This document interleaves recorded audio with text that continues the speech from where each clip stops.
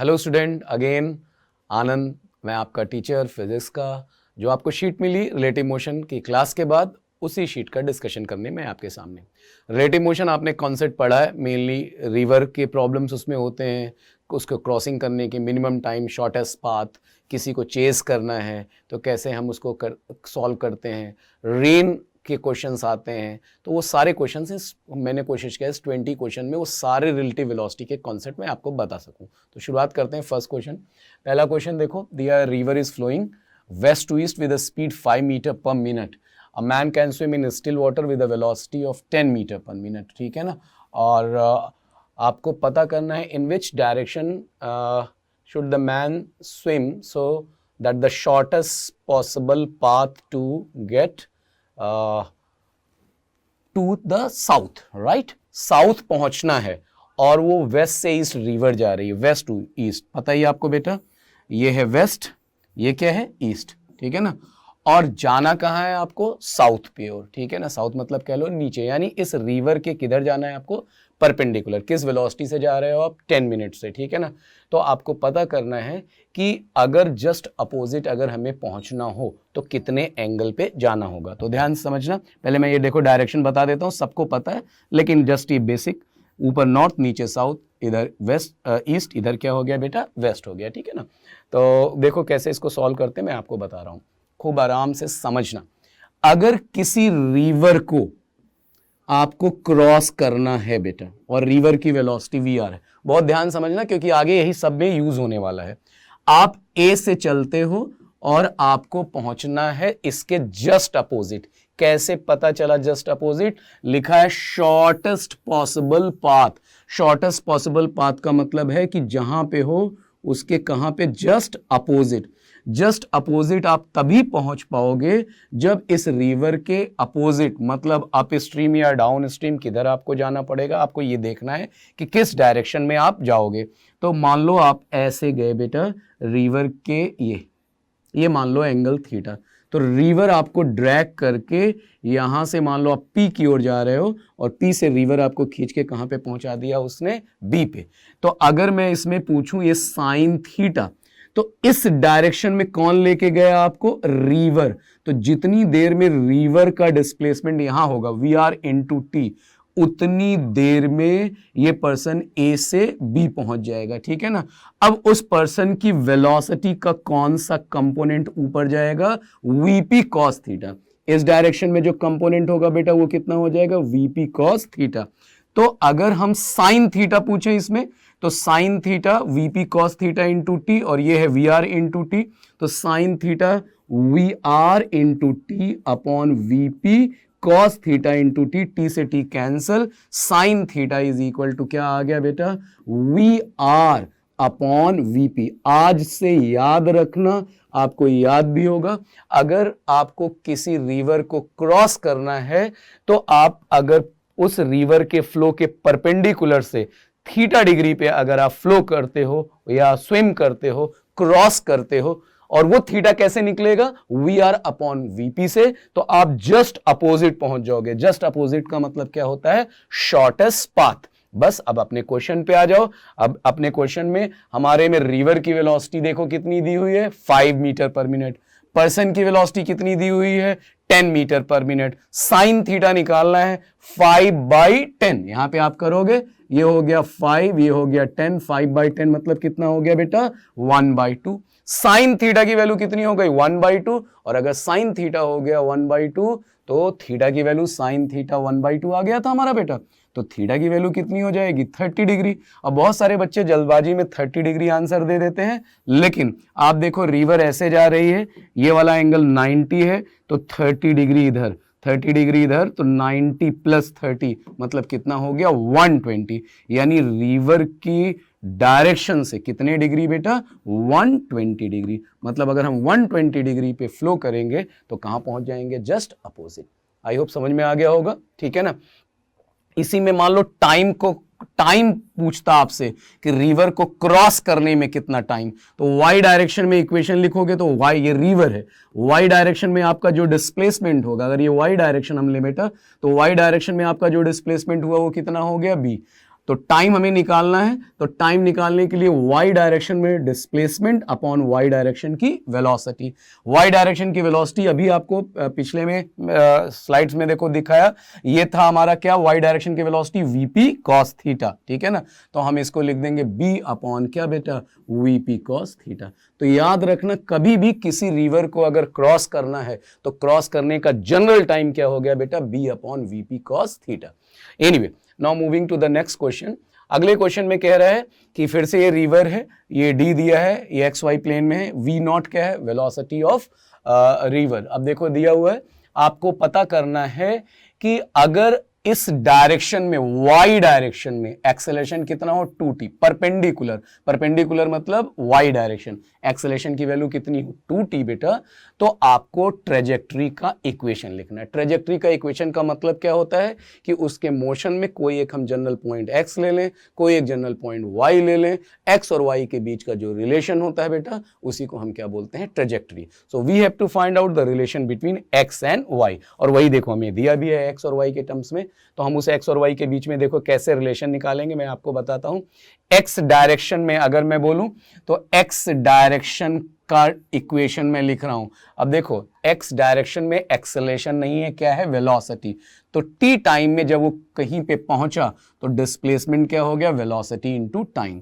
जब हम y direction की बात करेंगे तो y डायरेक्शन में जो हमारा एक्सेलरेशन है, सॉरी y डायरेक्शन में जो हमारा एक्सेलरेशन है वो कितना है बेटा, 2t। y डायरेक्शन में एक्सेलरेशन कितना है, 2t। तो अब हमें ये डिस्प्लेसमेंट निकालना है। डिस्प्लेसमेंट तभी निकलेगा जब हम वेलोसिटी को इंटीग्रेट करेंगे। क्यों वेलोसिटी को इंटीग्रेट करना पड़ा, क्योंकि हम यहाँ पे इक्वेशन नहीं लगा सकते। क्यों इक्वेशन नहीं लगा पाएंगे, क्योंकि बेटा एक्सेलरेशन यहाँ पे वेरिएबल है, और जैसे ही वेरिएबल आ जाता है हमें इंटीग्रेशन की जरूरत पड़ती है। वेलोसिटी कहां से निकलेगा, एक्सेलरेशन को आप क्या करोगे बेटा, इंटीग्रेट करोगे, और एक्सेलरेशन हमें कितना दिया है, 2t dt, टाइम लिमिट 0 और किसी टाइम t पे, यानी ये कितना आ जाएगा, t स्क्वायर बाई 2, 2 से 2 कैंसिल, कितना आ गया, t स्क्वायर। ये आ गया वेलोसिटी। y निकालना है, y की जगह फिर से क्या लिख देंगे, इंटीग्रल v dt, आराम से एकदम v dt, t square d t, again limit 0 to t, यानी कितना आ गया बेटा, t क्यूब बाई 3। अब y और x के बीच में जब भी कभी ट्रेजेक्ट्री पाथ निकालना हो, इक्वेशन निकालना हो, रिलेशन निकालना हो, तो टाइम को हम क्या करते हैं, एलिमिनेट। यहां से t की वैल्यू उठाओ, क्या आएगी, x अपॉन वी नॉट, रख दिया, ये बन गया x क्यूब, 3 तो है ही है, और नीचे क्या आ जाएगा, वी नॉट क्यूब, यानी y is equal to x cube divided by 3 v naught cube. देखो कौन सा आंसर हमारे पास आ गया, y is equal to x cube upon 3 v naught cube, option A. I hope सबको समझ में आ गया होगा, कोई इसमें ऐसी दिक्कत की बात नहीं है। आगे बढ़ते हैं बेटा। एक कार है और वो जो बस के पीछे जैसे चल रही है, ये मान लो बस है बेटा, और इसके पीछे एक कार है, ठीक है ना, दोनों रोड पे ऐसे जा रहे हैं, और ये रेस्ट पे है और कार भी अभी रेस्ट पे है। कितना पीछे है ये, 200 मीटर, इनके बीच की डिस्टेंस कितनी है, 200 मीटर, और दोनों का एक्सेलरेशन डिफरेंट है। एक जा रहा है 2 मीटर पर सेकेंड स्क्वायर से, बस जा रही है 2 मीटर पर सेकेंड स्क्वायर से, और ये जा रहा है किससे बेटा, 4 मीटर पर सेकेंड स्क्वायर से। और आपको पता करना है कि कितने टाइम के बाद कार इसको क्या कर लेगा, कैच। अब ये ध्यान से सुनना, आपने लेक्चर में भी पढ़ा होगा, जब भी कभी दो चीजें मूव करती हैं, समझ जाना वहां पे किसका कॉन्सेप्ट आ गया, रिलेटिव का concept, relative velocity, relative acceleration, ठीक है ना। यहां पे देखो, अगर हम बस को रोक दें, मतलब अगर मैं कहूं acceleration of car with respect to bus, बस अगर रुकी रहे तब कार का एक्सेलरेशन क्या होगा। रिलेटिव में आपने पता है आपको कि अगर सेम डायरेक्शन में दो चीजें जाती हैं, सेम डायरेक्शन में, तो रिलेटिव वाली चीज क्या हो जाती है, सबट्रैक्ट। अपोजिट डायरेक्शन में आती है तो क्या हो जाता है, ऐड। यहां पे सेम डायरेक्शन में जा रही है बेटा, तो 4 माइनस 2, यानी कितना हो गया, 2 मीटर पर सेकेंड स्क्वायर। रिलेटिव का मतलब होता है कि जिसके रिस्पेक्ट में निकाल रहे हो वो क्या हो गया, रेस्ट पे। यानी अगर बस रुकी रहे तो कार किस एक्सेलरेशन से जाएगा 2 मीटर। अब बस रुकी हुई और कार किस एक्सेलरेशन से जा रहा है 2 से, कितनी दूर उसको जाना पड़ेगा बेटा 200 मीटर। तो relative displacement is equal to relative acceleration into क्या बेटा टी स्क्वायर। सेकेंड इक्वेशन लगा दिया, ये है 200, ये है 2 टी स्क्वायर, सॉल्व कर लिया बेटा, 2 से 2 कैंसिल, टी की वैल्यू √200 और √200 का मतलब कितना हो गया 10√2 सेकेंड। तो देखो एकदम आसानी से हो गया बेटा, ठीक है ना। ये बस कॉन्सेप्ट आपको याद रखना है। आगे बढ़ते हैं बेटा। अगले क्वेश्चन में क्या है कि एक कार है और उस कार वो रेस्ट पे है और जो ड्राइवर है वो बारिश की बूंदें ऐसे देख रहा है कि वो जो बारिश की बूंदें हैं फॉलिंग ऑन इट वर्टिकली, नीचे आ रहा है, ठीक है ना। और कार की स्पीड, जो कार है उसकी स्पीड कितनी दी हुई है बेटा, ये दी हुई है v। He sees that rain drop are coming at an angle 60 degree with horizontal, ठीक है ना। ये रेन ड्रॉप वर्टिकल कब आता है, जब कार रुकी हुई होती है, जब कार की वेलोसिटी क्या रहती है 0, ठीक है ना, तब ये रेन आता है, यानी ये रेन की एक्चुअल वेलोसिटी हो गई। अब जब वो मूव करेगा तो रिलेटिव वेलोसिटी होगी और अब उसको एंगल कितना दिख रहा है 60 डिग्री। फिर कहता है कि अगर हमने फर्दर इंक्रीज कर दिया स्पीड कितना 1 + b × v, तो अब एंगल कितना हो गया 45, तो b की वैल्यू। अब देखो इसमें एक कॉमन कॉन्सेप्ट लगता है, मैं आपको वही बता रहा हूं, कुछ बुक में डायग्राम से करते हैं, कुछ में दूसरे मेथड से करते हैं। अब मैं जो मेथड बताने जा रहा हूं आप उसी मेथड को फॉलो करना, रेन की कोई भी प्रॉब्लम गलत हो ही नहीं सकती। कैसे, अब ध्यान से मेरी बात सुनना, क्योंकि आगे यही चीजें फिर से कई बार आएंगी रेन से रिलेटेड प्रॉब्लम में। क्या है देखो मैं आपको बताता हूं। उसमें सबसे पहले हम रेन की वेलोसिटी को एज्यूम कर लेते हैं कि लेट, ध्यान समझना, रेन की वेलोसिटी हमने ले लिया सपोज AI प्लस, मान लो यहां पे हमने ले लिया A या अल्फा I, मान लो ले लिया अल्फा I प्लस बीटा जे, मान लो सपोज ऐसे ले लिया हमने अल्फा I प्लस बीटा जे। अब यहां पे बेटा ये सिर्फ कब आ रही है, वर्टिकल आ रहा है, यानी ये वाली वैल्यू क्या हो गई 0, यानी रेन की जो एक्चुअल वेलोसिटी हो गई, कोई एक यहां मल्टीपल होगा, मान लो बीटा इनटू क्या लिख दिया हमने जे। ध्यान समझना बेटा, ठीक है ना। अब कार मूव की किस स्पीड से बेटा v, दिया नहीं रहेगा, बाय डिफॉल्ट कार कैसे जाएगी हॉरिजॉन्टली, हॉरिजॉन्टली मतलब किस डायरेक्शन में I। तो अगर कार जब मूव कर रही है पहले केस में v से, तो उसको कितना एंगल दिखता है 60 डिग्री। तो जो दिखने वाली चीज है मोशन में वो एक्चुअल नहीं क्या हो गए रिलेटिव। तो अब देखो मैं आपको बताता हूं कि अगर मैं रिलेटिव अब बोलूं, केस 1 पहले केस में जब 60 डिग्री उसको दिखा, तो velocity of rain with respect to car, velocity of rain with respect to car क्या लिखेंगे बेटा, VR माइनस VC। रेन की वेलोसिटी हमने लिख दिया बीटा जे, कार की वेलोसिटी क्या लिख दिया VI, क्वेश्चन में दिया हुआ है। अब अगर मैं इसका एंगल बोलूं बेटा, तो आपको पता है x मतलब हॉरिजॉन्टल I ले लिया और j मतलब क्या ले लिया बेटा वर्टिकल। तो अगर मैं एंगल पूछूं कि एंगल कितना होगा, तो एंगल क्वेश्चन में दिया है tan 60, tan 60 इसका मतलब y का कंपोनेंट अपॉन किसका बेटा x का कंपोनेंट। तो यहां पे मैंने लिख दिया, सिर्फ न्यूमेरिकल वैल्यू लिख रहा हूं सो दैट कि हम इस बीटा को इजीली कैलकुलेट कर सकें, कोई फर्क नहीं पड़ेगा, बीटा अपॉन v। याद रखो प्लस माइनस से बिल्कुल मत घबराना, यहां tan 60 किसके इक्वल हो गया बीटा अपॉन v, ये y कंपोनेंट हो गया और ये क्या हो गया x कंपोनेंट। क्यों मैंने यहां पे लिखा बेटा, देखो बाय डिफॉल्ट यहां पे g कैसा होगा नेगेटिव होगा, मैं यहां लिख दे रहा हूं ताकि आपको और आसानी से समझ में आए। रेन नीचे आएगी तो यहां पे ये चीज कैसी हो जाएगी बेटा माइनस। तो अब ये देखो थर्ड क्वाड्रेंट में बनेगा, यहां पे देखो I भी नेगेटिव है और यहां क्या है बेटा J भी नेगेटिव है, और इस I का मल्टीपल यहां पे V है और J का मल्टीपल यहां पे कितना है बेटा बीटा, ठीक है ना, देख लो ये। तो अगर मैं रेन के रिलेटिव वेलोसिटी जिसको हम कैलकुलेट कर रहे हैं, जिसका एंगल कह रहा है कितना बेटा 60 डिग्री, कहां से 60 डिग्री हॉरिजॉन्टल से, तो अगर मैं tan 60 बोलूं तो tan 60 यही तो आएगा, क्या आएगा बेटा बीटा अपॉन v, वही मैंने यहां पे डायरेक्ट लिख दिया, ये मैंने आपको डिटेल में समझा दिया, ठीक है ना। ये पहला केस आ गया, इससे आप देखोगे तो एक रिलेशन आ गया आपके पास beta upon v is equal to √3। ये मान लो इक्वेशन नंबर क्या हो गया 1, ठीक है ना। अब हम आते हैं सेकेंड केस में। सेकेंड केस में कह रहा है वेलोसिटी कितनी हो गई 1 + b × v। तो मैं अगले स्लाइड से इसको देखो समझा रहा हूं बेटा।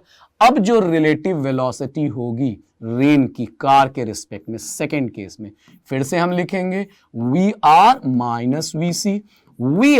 वी आर तो देखो हमने क्या लिया है पहले से ही बेटा, beta minus j minus car की स्पीड। अब कार की स्पीड कितनी हो गई 1 + b × v, और डायरेक्शन तो अभी भी क्या रहेगी बेटा हॉरिजॉन्टल का मतलब हम क्या लेके चलेंगे I 1 + b × v। बस अब जो एंगल है वो एंगल कितना दिया हुआ है बेटा 45। फिर से हम सेकेंड इक्वेशन बना लेंगे, tan 45 हॉरिजॉन्टल से दिया है, इसका मतलब j का मल्टीपल डिवाइडेड बाई I का मल्टीपल, यानी बीटा अपॉन क्या 1 + b × v। tan 45 1, यानी beta is equal to 1 + b × v। और जरा देखो अभी बीटा हमने निकाला है किसके इक्वल है v√3। बस रख दो यहां पे, जब आप बीटा की जगह क्या लिख देंगे v√3 1 + b × v। v से v क्या हो गया कैंसल, b की वैल्यू आ गई √3 - 1। खत्म कहानी। कितना बेटा 0.73 डी इज द आंसर। ठीक है बेटा, देख लो। तो ये याद रखना जब रेन के क्वेश्चन आए, पहले रेन की वेलोसिटी लिख लिया ai + bj। जैसे जैसे कह रहा है बेटा वैसे वैसे आप फॉलो करते जाओ, इक्वेशंस बनेंगे और सॉल्व कर लोगे, फटाक से आपका आंसर आ जाएगा। ठीक है ना। आगे बढ़ते हैं बेटा। अगले में देखो क्या है कि ये स्ट्रीम है रिवर की, जो कि 2 km/h से जा रही है। एक स्विमर है, उसको 4 से क्रॉस करना चाह रहा है। What should be the direction of swimmer with respect to the flow of the river to cross the river straight. उसको अगर स्ट्रेट क्रॉस करना है तो कैसे करेगा, वही जैसे पहला क्वेश्चन था वही समझ लो क्वेश्चन है। क्योंकि जो रिवर है वो जा रही है 2 से, जो पर्सन है वो ये 2 km/h, ये रिवर की वेलोसिटी, पर्सन की वेलोसिटी 4 km/h। थीटा एंगल पे मान लो गया और इधर की ओर ए से गया पी की ओर और पहुंच गया बी पे, मतलब पहुंचाना है हमें। कैसे पता चला, स्ट्रेट लिखा है। क्या मैंने आपको बताया था, याद रखना सो दैट आपका कैलकुलेशन आसान हो जाए। साइन थीटा हमेशा याद रखना, अगर थीटा वर्टिकल से हमने लिया है तो साइन थीटा शॉर्टेस्ट पाथ में, स्ट्रेट पाथ में किसके इक्वल VR/VP। VR हुआ 2, VP हुआ 4, 1/2, थीटा 30, 90 और जोड़ दो 90, यानी कितना हो जाएगा 120। तो ये हो गया। ठीक है ना। देख लो एकदम सिंपल, जैसे पिछला क्वेश्चन था बेटा, थीटा 30 हो गया और 30 में 90 ऐड कर दिया, 120 आ गया। एनीवे आगे बढ़ते हैं। ये चोर पुलिस का क्वेश्चन आ गया। इसमें क्या है कि एक थीफ है और ये कार को मतलब जो थीफ की जो कार है वो पुलिस चेक से पास करती है, ठीक है ना। और 2 सेकंड के बाद, फिर रिएक्ट होने में टाइम लगता है, 2 सेकंड के बाद पुलिस की जो जीप है वो उसको, या मोटरसाइकिल जो है वो भागती है किस एक्सेलरेशन से बेटा 5 मीटर/सेकंड, मतलब 2 सेकंड लगता है। तो आपको पता करना है उस टाइम इंटरवल में, टोटल इंटरवल जितने में वो थीफ को क्या कर लेगा बेटा, कैच कर लेगा। ठीक है ना। तो देखो मैं आपको बताता हूं सबसे पहले कि यहां पे मान लो ये थीफ की कार है, ठीक है ना, ये थीफ की कार है और ये जा रही है किस स्पीड से, देखो कितना दिया हुआ है बेटा 90 km/h। ठीक है ना, 9। जैसे ही km/h आए आप उसको बदल लो किसमें, मीटर/सेकंड। तो 5/18 जैसे ही आप मल्टीप्लाई करोगे, ये सब आपको पता है बट फिर भी एक बार तो मैं बताऊंगा, यानी कितना हो गया 25 मीटर/सेकंड। कितना हो गया बेटा 25 मीटर/सेकंड। ठीक है ना। 5/18 से आप सबको पता ही होगा बेटा, ये हो गया 25 मीटर/सेकंड। अब जब जो आपकी पुलिस की जो बाइक है वो किस एक्सेलरेशन से जा रही है 5 मीटर/सेकंड। ठीक है ना। तो हमें ये पता करना है कि कहां पे कैच कर लेगा। तो मान लो t टाइम के बाद कैच कर लेता है, ठीक है ना। तो जो पुलिस वाली कार है या बाइक है उसका एक्सेलरेशन दिया हुआ है कितना बेटा 2 मीटर/सेकंड²। तो मान लो ये पुलिस कार टी टाइम के बाद कैच करती है। टी टाइम लगा पुलिस को, टी टाइम, ठीक है ना, taken by police to catch. ठीक है ना। अब ध्यान समझना, तो पुलिस ने लिया टी टाइम मोशन में, लेकिन 2 सेकंड लगा था उसको एक्सेलरेट होने में, यानी 2 सेकंड एक्स्ट्रा लगा कार को। तो कार चली t+2 सेकंड और पुलिस चला सिर्फ कितना बेटा, t सेकंड, और दोनों की डिस्टेंस जहां पे बराबर हो गई वहां पे उसने उसको कैच कर लिया। बस यही था क्वेश्चन में, catch distance covered by car is equal to distance covered by police. Car वाली कितनी डिस्टेंस चलेगी बेटा, 25, 2 सेकेंड एक्स्ट्रा t+2, ठीक है ना। पुलिस वाली कितना चलेगी, ये एक्सेलरेट हुआ है कांस्टेंट, तो डिस्प्लेसमेंट का फॉर्मूला लगेगा हाफ a इंटू क्या बेटा, t स्क्वायर। बस अब इसको सॉल्व करना है, ये हो गया 25t plus 50 half 80 square is equal to क्या हो गया, t स्क्वायर। देख लो फिर से क्वेश्चन में एक्सेलेरेशन कितना था 5, तो यहां पे हाफ इंटू 5 बेटा, 5t स्क्वायर, तो ये हो जाएगा हमारा 5t square by 2, 5t square by 2। तो अब इसको सॉल्व कर लो, यहाँ पे हो जाएगा 5 से कैंसिल कर दो, तो ये हुआ 5t प्लस ये कितना हो गया 10, ये कितना हो गया t स्क्वायर बाई 2। t में क्वाड्रेटिक इक्वेशन बन जाएगा, सॉल्व कर लेना, 11 सेकेंड के आसपास आपका आंसर आ जाएगा, ठीक है। बस क्वाड्रेटिक इक्वेशन बना के सॉल्व करना है। बस इसमें जो रिएक्शन टाइम है उसी को ध्यान में रखना है कि कार को 2 सेकंड ज्यादा मिला, पुलिस को 2 सेकंड कम मिला, ठीक है ना। एनीवे, अगले क्वेश्चन में हम आते हैं। अगले क्वेश्चन में क्या है, 7th क्वेश्चन की बोट है, और क्वेश्चन का सीक्वेंस ध्यान रखना, आप 7th क्वेश्चन पे हम पहुंच चुके हैं। बोट है जिसकी स्पीड, बोट की स्पीड कितनी दी है, 5 kilometre per hour, 5 kilometre per hour है स्टिल वाटर में, और रिवर की विड्थ कितनी दी है, 1 किलोमीटर। शॉर्टेस्ट पॉसिबल पाथ पे जा रहा है, 15 मिनट में पहुंच जा रहा है। आपको पता करना है रिवर की वेलोसिटी। शॉर्टेस्ट पाथ हो, कोई भी पाथ हो, टाइम का फॉर्मूला तो है t is equal to b upon VP cos theta, लेकिन शॉर्टेस्ट पाथ के लिए अगर आपको एंगल निकालना है, तो एंगल निकालने के लिए मैंने आपको क्या फॉर्मूला बताया बेटा, sine theta is equal to v r upon vp. River की वेलोसिटी लिखो, नहीं पता है, मान लो रिवर की वेलोसिटी हमने ले लिया x, जो निकालना है पर्सन की वेलोसिटी, जो बोट की वेलोसिटी जिससे वो क्रॉस कर रहा है वो कितना है 5, तो ये आ गया साइन थीटा। अब हम टाइम का फॉर्मूला लिखेंगे, क्या फॉर्मूला है बेटा, b upon VP cos theta. बार बार मैं लिख रहा हूं ताकि आपको खूब अच्छे से याद हो जाए। टाइम, कितना टाइम दिया है बेटा, 15 मिनट। आप देखोगे कितना है बेटा, 15 मिनट, 15 मिनट, उसको आप किलोमीटर पर आवर में बदलोगे, 60 से डिवाइड करोगे तो 1/4। रिवर की चौड़ाई, b यहां पे क्या होता है, रिवर की चौड़ाई, विड्थ कितनी है, रिवर की चौड़ाई पढ़िए 1 किलोमीटर, तो ये हो गया 1, और उस पर्सन की वेलोसिटी कितना दिया हुआ है 5, ये कितना दिया हुआ है बेटा 5 इंटू क्या, cos theta.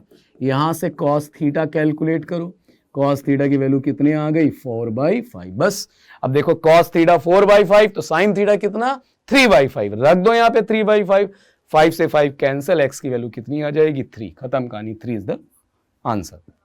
Cos theta 4/5, sine theta 3/5, 3/5 रखा, 5 से 5 कैंसिल, x की वैल्यू 3 आ गया। तो एकदम आसान था बेटा। अगले क्वेश्चन में हम पहुंचते हैं। अगले क्वेश्चन में क्या है कि एक जो रिवर है वो वेस्ट से आपकी ईस्ट की ओर जा रही है, किस स्पीड से जा रही है 5 मीटर।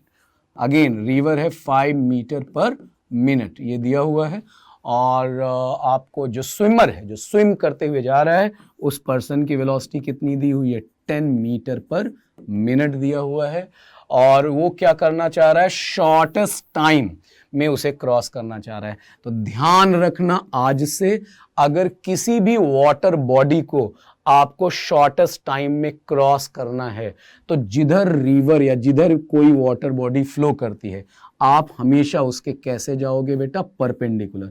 मतलब पर्सन हमेशा उस रिवर के फ्लो के कैसे जाएगा, परपेंडिकुलर। तो ये 10 सेकंड का क्वेश्चन था।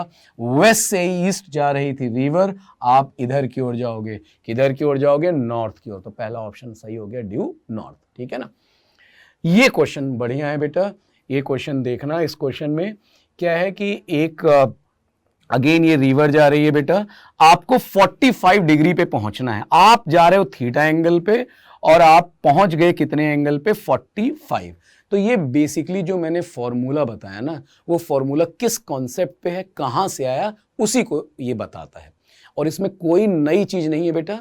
हम इक्वेशन एक्स डायरेक्शन में लिखते हैं एक्स डायरेक्शन के कंपोनेंट के साथ, वाई डायरेक्शन में लिखते हैं वाई डायरेक्शन के कंपोनेंट के साथ, और इसके अलावा कुछ भी नहीं करते हैं।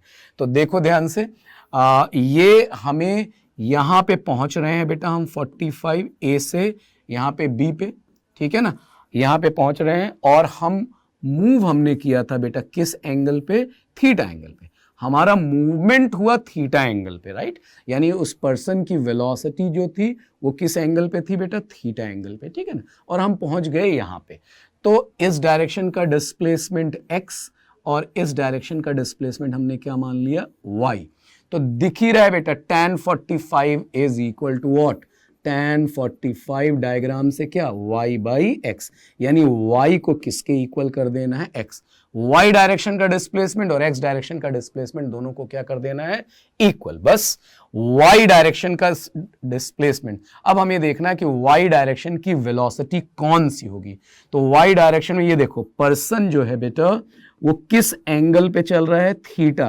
तो इसका y वाला कंपोनेंट इधर कौन सा हो जाएगा, vp cos थीटा।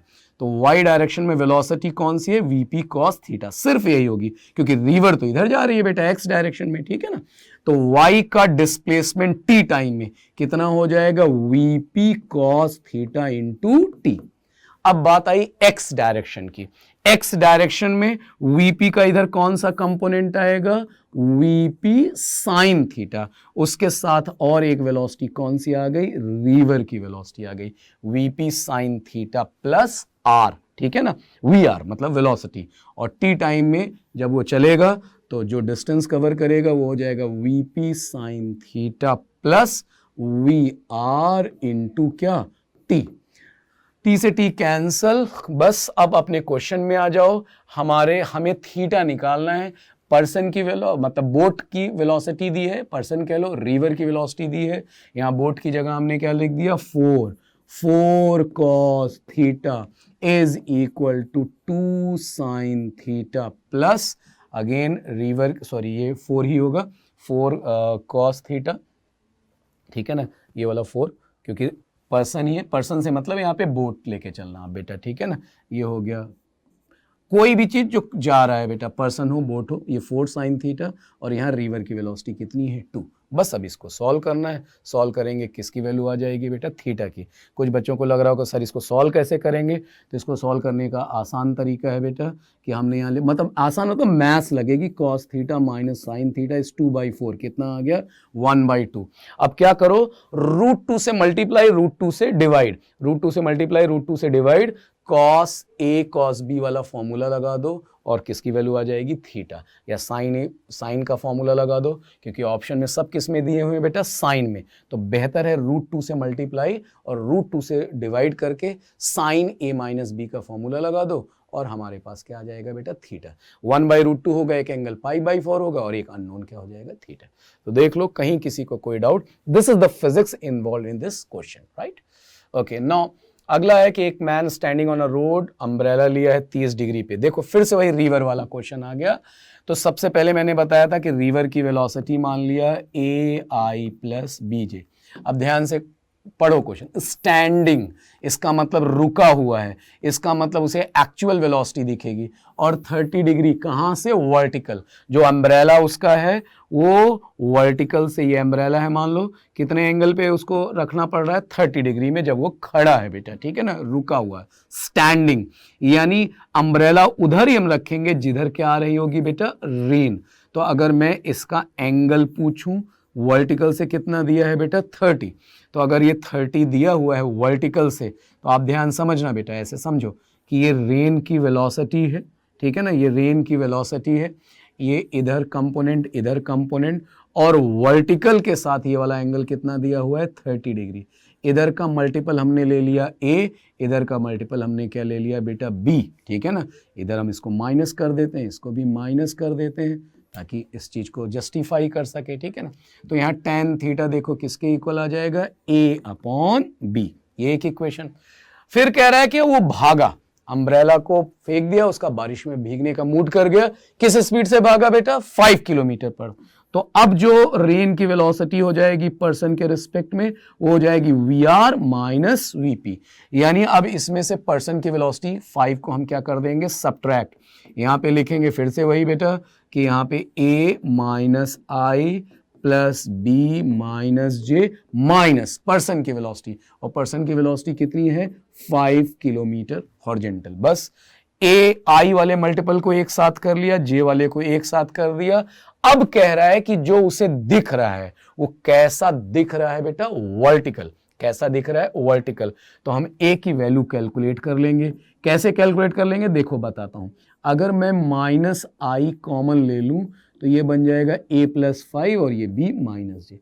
ये कह रहा है कि ये वाली जो वेलोसिटी है, अब जब वो भागा तो जो उसे रेन दिखी वो सिर्फ वर्टिकल दिखी, मतलब सिर्फ j कंपोनेंट, यानी x कंपोनेंट क्या हो गया 0। यानी इस वाली चीज को हम किसके इक्वल कर देंगे, 0। क्यों 0 किया समझ में आया बेटा, क्योंकि सिर्फ वर्टिकल है, सिर्फ j वाला कंपोनेंट है।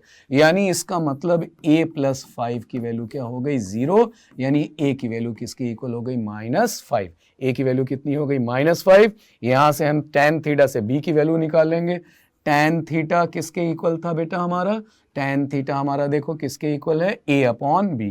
a की वैल्यू आई -5, b नहीं पता है, 1/√3 रख दोगे तो b की वैल्यू कितनी हो जाएगी -5√3। b की वैल्यू कितनी हो गई -√3। हमें रेन की स्पीड चाहिए, तो अंडर रूट क्या, a square plus b square. a का स्क्वायर किया 25, b का स्क्वायर किया 75, 75 और 25 100, और 100 का स्क्वायर रूट यानी कितना आ गया 10। यानी आंसर हमारा कितना हो गया बेटा 10 किलोमीटर पर आवर। कुछ सोचना ही नहीं। तो हो सकता हो कुछ क्वेश्चन में डायग्राम से आसानी हो जाए, लेकिन कई सारे ऐसे क्वेश्चन होंगे जो डायग्राम से नहीं हो पाएंगे या बहुत मुश्किल होगा। तो लेकिन इस कॉन्सेप्ट से क्वेश्चन होना ही होना है। रेन की कोई भी प्रॉब्लम आए, आप सबसे पहले रेन की वेलोसिटी ऐसे एज्यूम करो ए आई माइनस प्लस बीजे, और जैसे जैसे कहे वैसे वैसे चलते चले जाओ। कभी कोई क्वेश्चन गलत नहीं है होगा, ये आप लिख लो, गारंटी है बेटा, ठीक है ना, ध्यान रखना इस चीज को। एनीवे आगे हम बढ़ते हैं। एक स्विमर है जो कि 4 किलोमीटर पर आवर से स्विम कर सकता है, और रिवर को वो क्रॉस कर रहा है, जिस रिवर की वेलोसिटी कितनी दी हुई है 3, और आपको उसको परपेंडिकुलर फ्लो करना है। तो हमें पता करना है कि उसकी स्पीड कितनी होगी। तो ये तो बहुत ही आसान, क्यों, हमें उस पर्सन की स्पीड बताना है किसके रिस्पेक्ट में, रिवर की। ठीक है ना, देख लो, find his speed with respect to ground. तो रिवर के रिस्पेक्ट में देखो, ध्यान से देखना, जो स्विम कर सकता है रिवर के रिस्पेक्ट में वो कितना दिया हुआ है बेटा 3। वो कितना दिया हुआ है 3 किलोमीटर पर आवर। ठीक है ना, और रिवर जो फ्लो कर रही है बेटा वो कितना दिया हुआ है, वो दिया हुआ है 4 किलोमीटर पर आवर। यही तो है, a swimmer can swim if he swims in a river flowing at a 3, no this is 4। Question की लैंग्वेज पढ़ो 4, और ये वाली चीज कितनी हो गई बेटा 3। ये वाली चीज कितनी हो गई 3। ठीक है ना, ये वाली चीज 3 हो गई। तो अब हमें पता करना है कि उस पर्सन की वेलोसिटी किसके रिस्पेक्ट में, ग्राउंड। ये है 3 किलोमीटर पर आवर। अब वेलोसिटी है तो हमें डायरेक्शन भी देखना पड़ेगा। वो पर्सन कैसे जा रहा है, कीप्स हिज डायरेक्शन परपेंडिकुलर, ऊपर की ओर मान लिया हमने, ले लिया जे। रिवर हॉरिजॉन्टली जा रहा है, ये कितना हो गया आई। खत्म कहानी बेटा, ग्राउंड के रिस्पेक्ट में देखना है। तो ग्राउंड के रिस्पेक्ट में मतलब ये 3i है और ये कितना है बेटा 4j। तो अगर मैं रिलेटिव वेलोसिटी बोलूं तो एक 3 और एक 4, एक i और एक j, तो नेट रिजल्ट निकालोगे अंडर√3 स्क्वायर प्लस 4 स्क्वायर, कितना आ जाएगा बेटा 5 किलोमीटर पर आवर। तो बिना पेन चलाए आप आंसर बता सकते हो। रिवर जा रही थी, पर्सन वेलोसिटी y डायरेक्शन में थी 4, रिवर जा रहा था 3, तो जो ग्राउंड पे रहेगा, ग्राउंड के रिस्पेक्ट में जो देखेगा उस पर्सन को, वो 3i और 4j का रिजल्टेंट देखेगा, जिसकी वैल्यू कितनी आएगी 5। ठीक है, आगे बढ़ते हैं बेटा। एक रिवर अगेन फिर से देखो वही आ गया। विड्थ हमें दिया हुआ है कितना बेटा, विड्थ दिया है 400 मीटर, ये विड्थ है, और उसका जो रेट है, उस रिवर की वेलोसिटी जो दी हुई है वो कितना दिया हुआ है 2 मीटर पर सेकेंड। ठीक है ना, और जो बोट है उसकी वेलोसिटी कितनी दी हुई है हमें 10 मीटर पर सेकेंड। बोट की वेलोसिटी कितनी दी हुई है 10 मीटर पर सेकेंड। और वो परपेंडिकुलर डायरेक्शन में जा रहा है, हमें पता करना है time taken to reach the opposite bank. अब वो जा रहा है ऐसे बेटा परपेंडिकुलर, और जब आप परपेंडिकुलर जाते हो, जब परपेंडिकुलर ये बोट जाएगी तो जो टाइम लगेगा वो शॉर्टेस्ट, और उस शॉर्टेस्ट टाइम का फॉर्मूला मैंने बताया क्या होता है बेटा, b अपॉन वीपी। सोचना ही नहीं बेटा, इस क्वेश्चन के लिए 400 पर्सन की वेलोसिटी मतलब बोट की वेलोसिटी कह लो, बेसिकली बोट की वेलोसिटी, ये हो गई बोट की वेलोसिटी, ठीक है ना।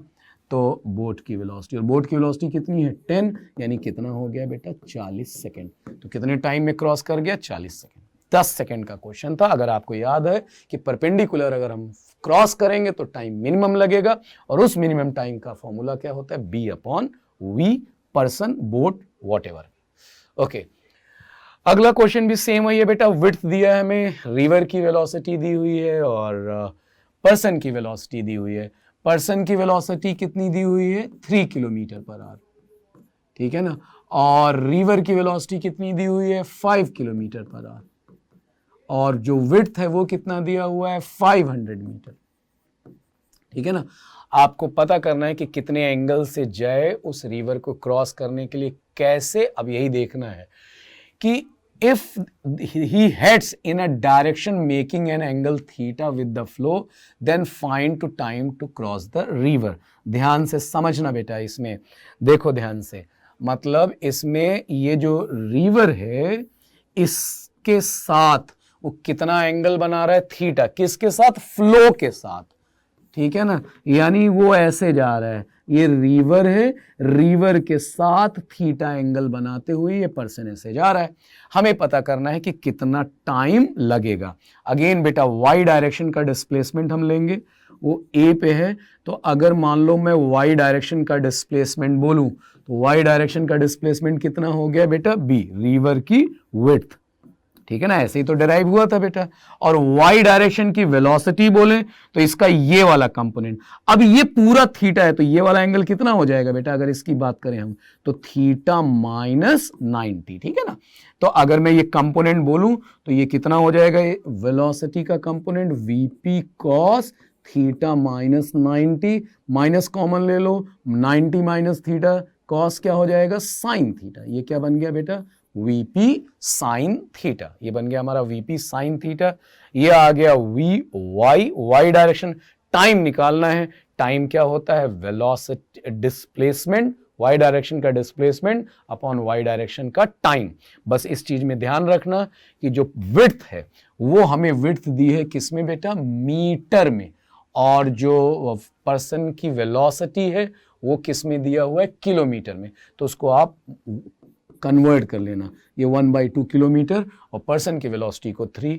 तो जब आप सॉल्व करोगे आवर में आएगा, सेकंड में कन्वर्ट करना है, मिनट से आप कन्वर्ट कर देना 60 से मल्टीप्लाई करके। क्या किया समझ में आया बेटा, वाई डायरेक्शन में डिस्प्लेसमेंट निकाल लिया, देखो ऐसे विड्थ आएगी, वाई डायरेक्शन की वेलोसिटी निकाल लिया, और time is equal to y direction का डिस्प्लेसमेंट अपॉन वाई डायरेक्शन की वेलोसिटी, वाई डायरेक्शन की वेलोसिटी, ठीक है ना, वाई डायरेक्शन की वेलोसिटी, ठीक है।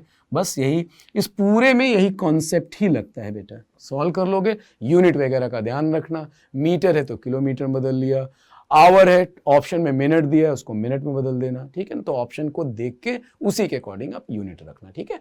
आगे बढ़ते हैं बेटा। फिर देखो इसमें क्या है कि एक ट्रेन है जो कि उसकी लेंथ, इस ट्रेन की जो लेंथ है बेटा वो कितनी दी हुई है 150 मीटर, 150 मीटर इस ट्रेन की लेंथ है, जो कि किस स्पीड से जा रही है 10 मीटर पर सेकंड से, ठीक है ना। और इस पे एक पैरेट है जो किधर जा रहा है साउथ विद स्पीड 5, ठीक है ना। और ये ट्रेन किधर जा रही है बेटा टूवर्ड्स, मूविंग टूवर्ड्स नॉर्थ। अब कन्वेंशनली ऊपर नॉर्थ होता है, नीचे साउथ होता है। अब यहाँ पे मान लो सपोज ये नॉर्थ है तो पैरेट बेसिकली उसके किधर जा रहा है अपोजिट। बस यही है कि जो पैरेट है उसकी डायरेक्शन उसके क्या है अपोजिट, और पैरेट की वेलोसिटी कितनी दी हुई है 5 मीटर पर सेकंड। अगेन वही रिलेटिव का कॉन्सेप्ट, अगर मैं रिलेटिव वेलोसिटी पूछूं पर्सन की पैरेट की वेलोसिटी किसके रिस्पेक्ट में, ट्रेन की रिस्पेक्ट में, दोनों अपोजिट। सो 10 और 5 कितना हो गया बेटा 15, 15 मीटर पर सेकेंड। कितना डिस्टेंस जाएगा? 150, तो डिस्प्लेसमेंट 150, वेलोसिटी 15, यानी कितने टाइम में वो क्रॉस कर लेगा उसको? 10 सेकेंड में। खत्म कहानी। डी इज द आंसर, ठीक है ना। नेक्स्ट क्वेश्चन बेटा 15, यहां पे हमें कह रहा है कि कोलाइड करे, ये V1 से फेंका 30 डिग्री में, V2 से, दो चीजें थ्रो कर गई, तो कह रहा है कि कहां पे कोलाइड करेगा, तो V1 और V2 का क्या पता करना है? रेशियो। तो कोलाइड करेगा तो y डायरेक्शन का डिस्प्लेसमेंट दोनों का क्या होगा बेटा? Same. So displacement in y direction of first equated with second. y direction इसमें अगर मैं कंपोनेंट बोलूं तो क्या आएगा? V1 sin 30 minus into T minus half GT square, ये y डायरेक्शन का डिस्प्लेसमेंट 1 वाले का। इसकी अगर हम बात करें बेटा तो ये क्या हो जाएगा? V2 into T minus half GT square.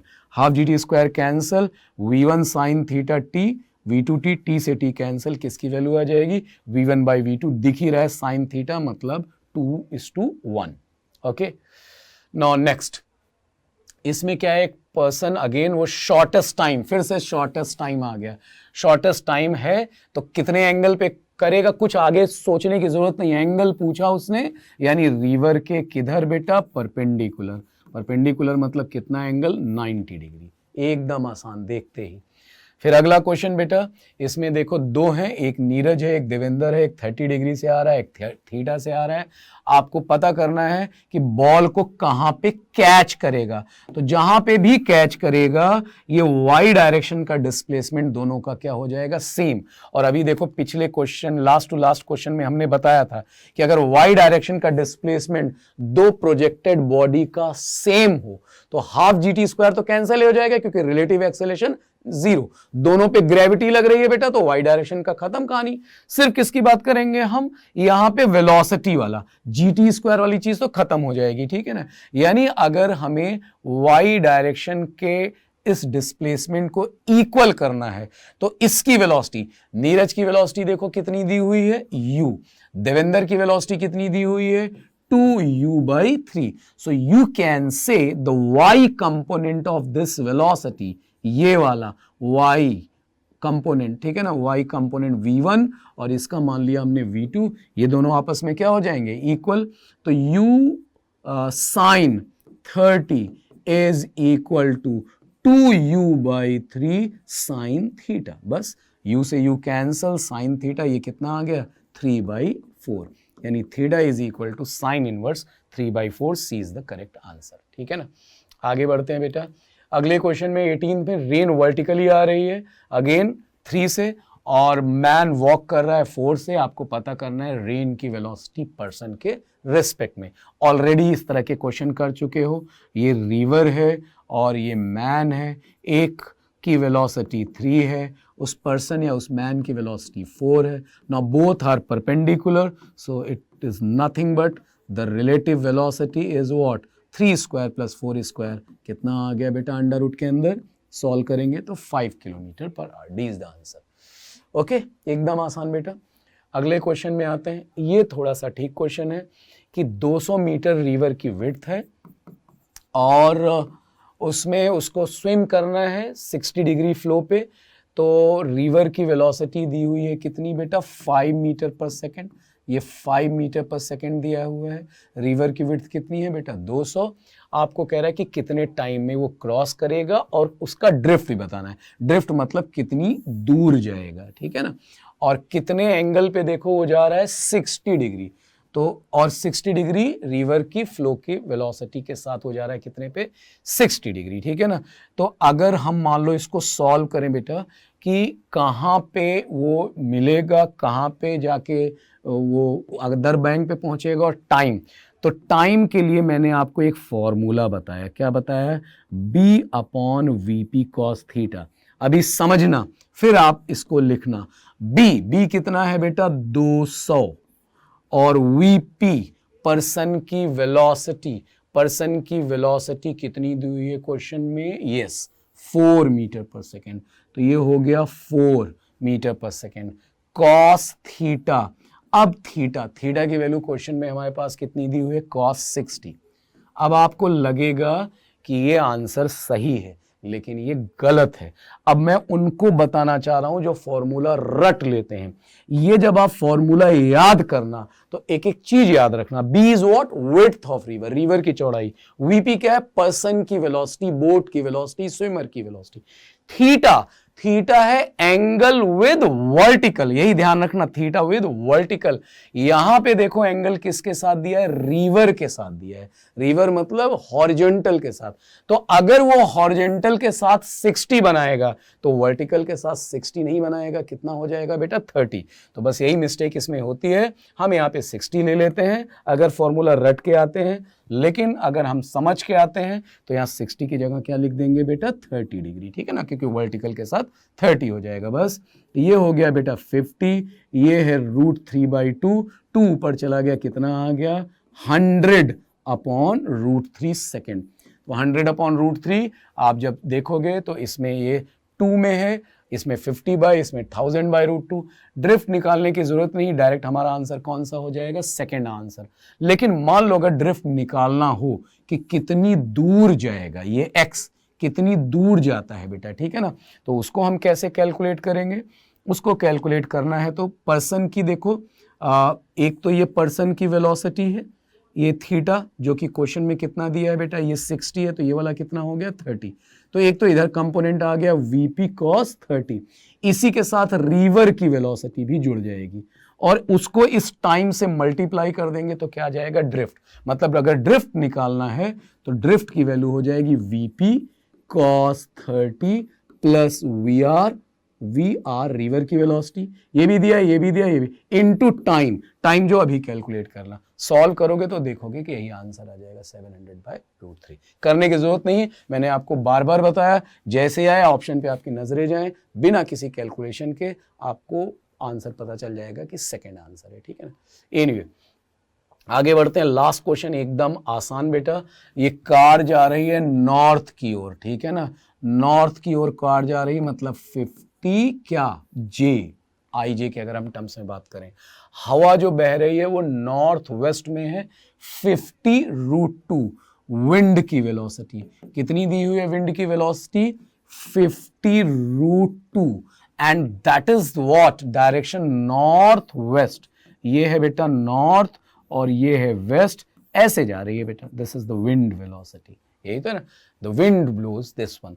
तो अगर हम इसको ऑब्वियसली जब नॉर्थ वेस्ट लिखा है तो ये 45 हो जाएगा, तो अगर हम इसको आई जे के टर्म्स में लिखें तो यहां आएगा क्या बेटा? cos 45 और माइनस आई, फिर लिखोगे 50√2 sin 45 प्लस जे, ऊपर की ओर प्लस जे, 1/√2 कैंसिल कर देगा, 50 आई कैसा? माइनस, प्लस 50 जे कैसा? पॉजिटिव। ये आ गई हवा की, विंड की वेलोसिटी, ये किसकी है बेटा? कार की। अब उस हवा में ये जो फ्लैग है, जो हम वहां पे फ्लैग उसकी छत पे होस्ट कर रहे हैं, फहरा रहे हैं, झंडा फहरा रहे हैं, उसकी हमें डायरेक्शन बताना है कि झंडा किधर की ओर जाएगा। तो कैसे पता करेंगे बेटा झंडा किधर जाएगा? इनके रिलेटिव वेलोसिटी में या रिजल्टेंट वेलोसिटी में, यही बस आपको बताना है, ध्यान से समझना। लास्ट क्वेश्चन बहुत इंपॉर्टेंट, जब हम रिवर की बात करते हैं, ठीक है ना, तो वहां पे हम रिलेटिव करते हैं, ठीक है ना, रिवर में या रेन में जब हम भागते हैं तो वहां पे हम क्या लेते हैं बेटा? रिलेटिव। लेकिन हवा है और उसमें कार जा रही है तो वहां रिलेटिव नहीं, वहां क्या लेंगे? रिजल्टेंट। आप एनसीईआरटी ओपन करना 11th की, 2 क्वेश्चन उसमें दिए हैं, बहुत ही बेहतरीन है। सेम वही डेटा दिया हुआ है कि जब रेन में एक पर्सन भागता है तो वहां किसका कॉन्सेप्ट लगाते हैं? रिलेटिव। जब हवा में वो चीज चलती है तो वहां पे क्या आता है? रिजल्टेंट। क्या आता है बेटा? रिजल्टेंट, क्योंकि एयर और दूसरी वेलोसिटी का रिजल्टेंट लेते हैं। तो बस अगर हम इसके रिजल्टेंट की बात करें, मतलब वीसी प्लस वीडब्ल्यू, इसी नेट वेलोसिटी की डायरेक्शन में फ्लैग जो झंडा है बेटा वो फहरेगा। इसको ऐड करोगे तो यहां पे ये देखो, ये तो कैंसिल होगा नहीं। अब सवाल ये उठा कि यहां पे जो एनसीईआरटी में दिया है वहां पे ऐड करना होता है, यहां पे बस मुझे बताओ कि ऐड करेंगे या सब्ट्रैक्ट करेंगे। लास्ट क्वेश्चन, हर शीट के डिस्कशन में एक क्वेश्चन मैं आप पे छोड़ता हूं, यहां ऐड करेंगे या सब्ट्रैक्ट करेंगे। आंसर आएगा सब्ट्रैक्ट करने पे। लेकिन जब हम उसको इस तरह के क्वेश्चंस में देखते हैं तो वहां ऐड किया जाता है। ये अगेन आप पे मैं छोड़ता हूं, आप मुझे बताओगे कि यहां ऐड करेंगे या सब्ट्रैक्ट करेंगे। आंसर आया सब्ट्रैक्ट करने पे। सोचो, समझो और मुझे बताओ कि क्यों यहां सब्ट्रैक्ट किया गया है। ठीक है ना? तो बस इसी क्वेश्चन के साथ आज का डिस्कशन मैं खत्म करता हूं और हम मिलेंगे बेटा अगले डिस्कशन में, अगली शीट में। तो आप मुझे अगर कहीं किसी तरह का कोई डाउट, कोई कंफ्यूजन रहता है तो आप उसमें कमेंट बॉक्स में डाल सकते हो, डाउटनेट के ऐप पे डाल सकते हो। ठीक है ना? तो मिलते हैं अगली डिस्कशन में, तब तक अपना ध्यान रखो। Thank you, god bless you.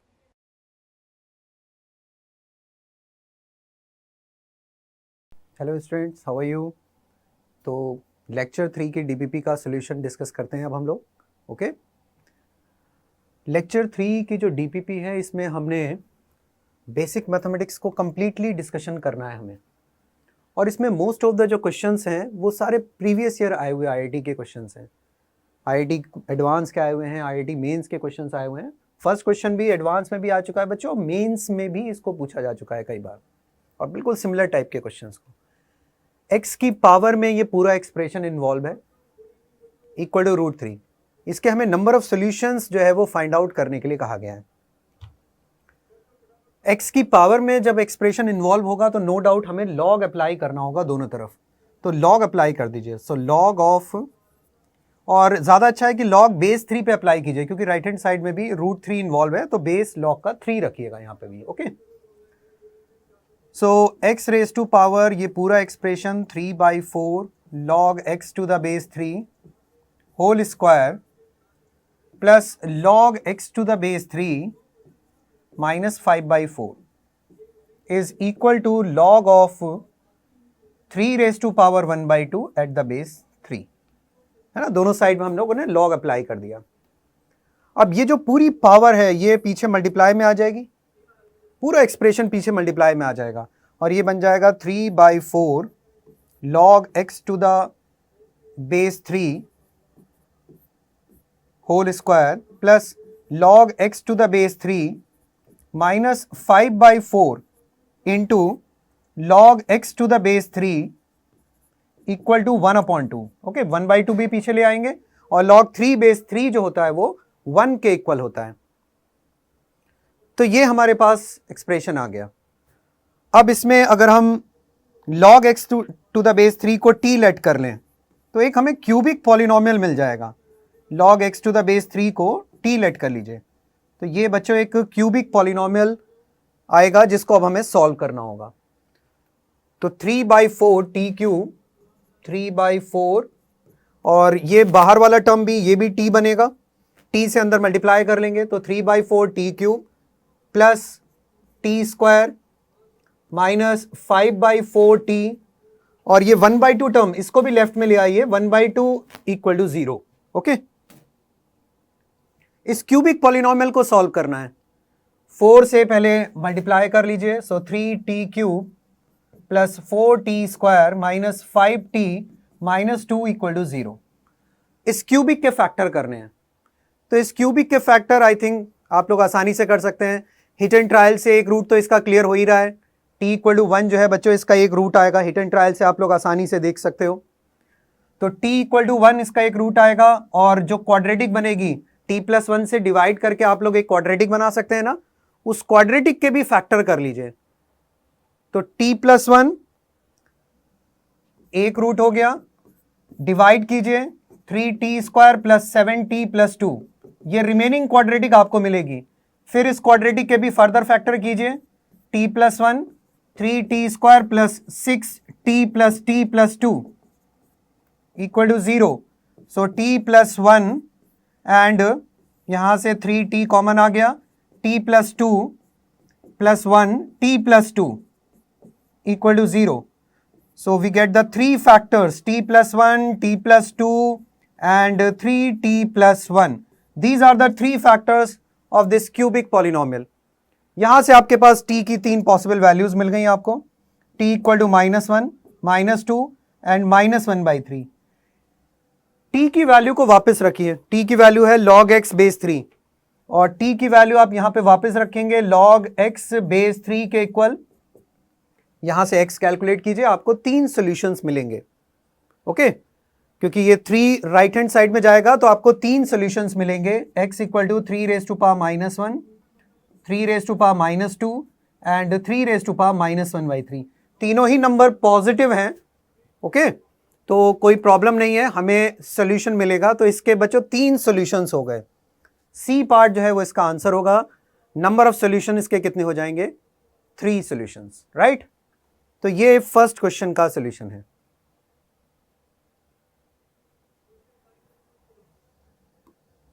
Next question number 2,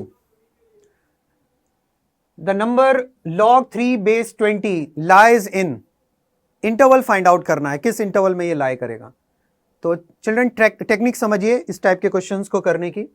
log 3 base 20 को आप लोग बेस चेंज फॉर्मूला से log 3 अपॉन log 20 लिख सकते हैं।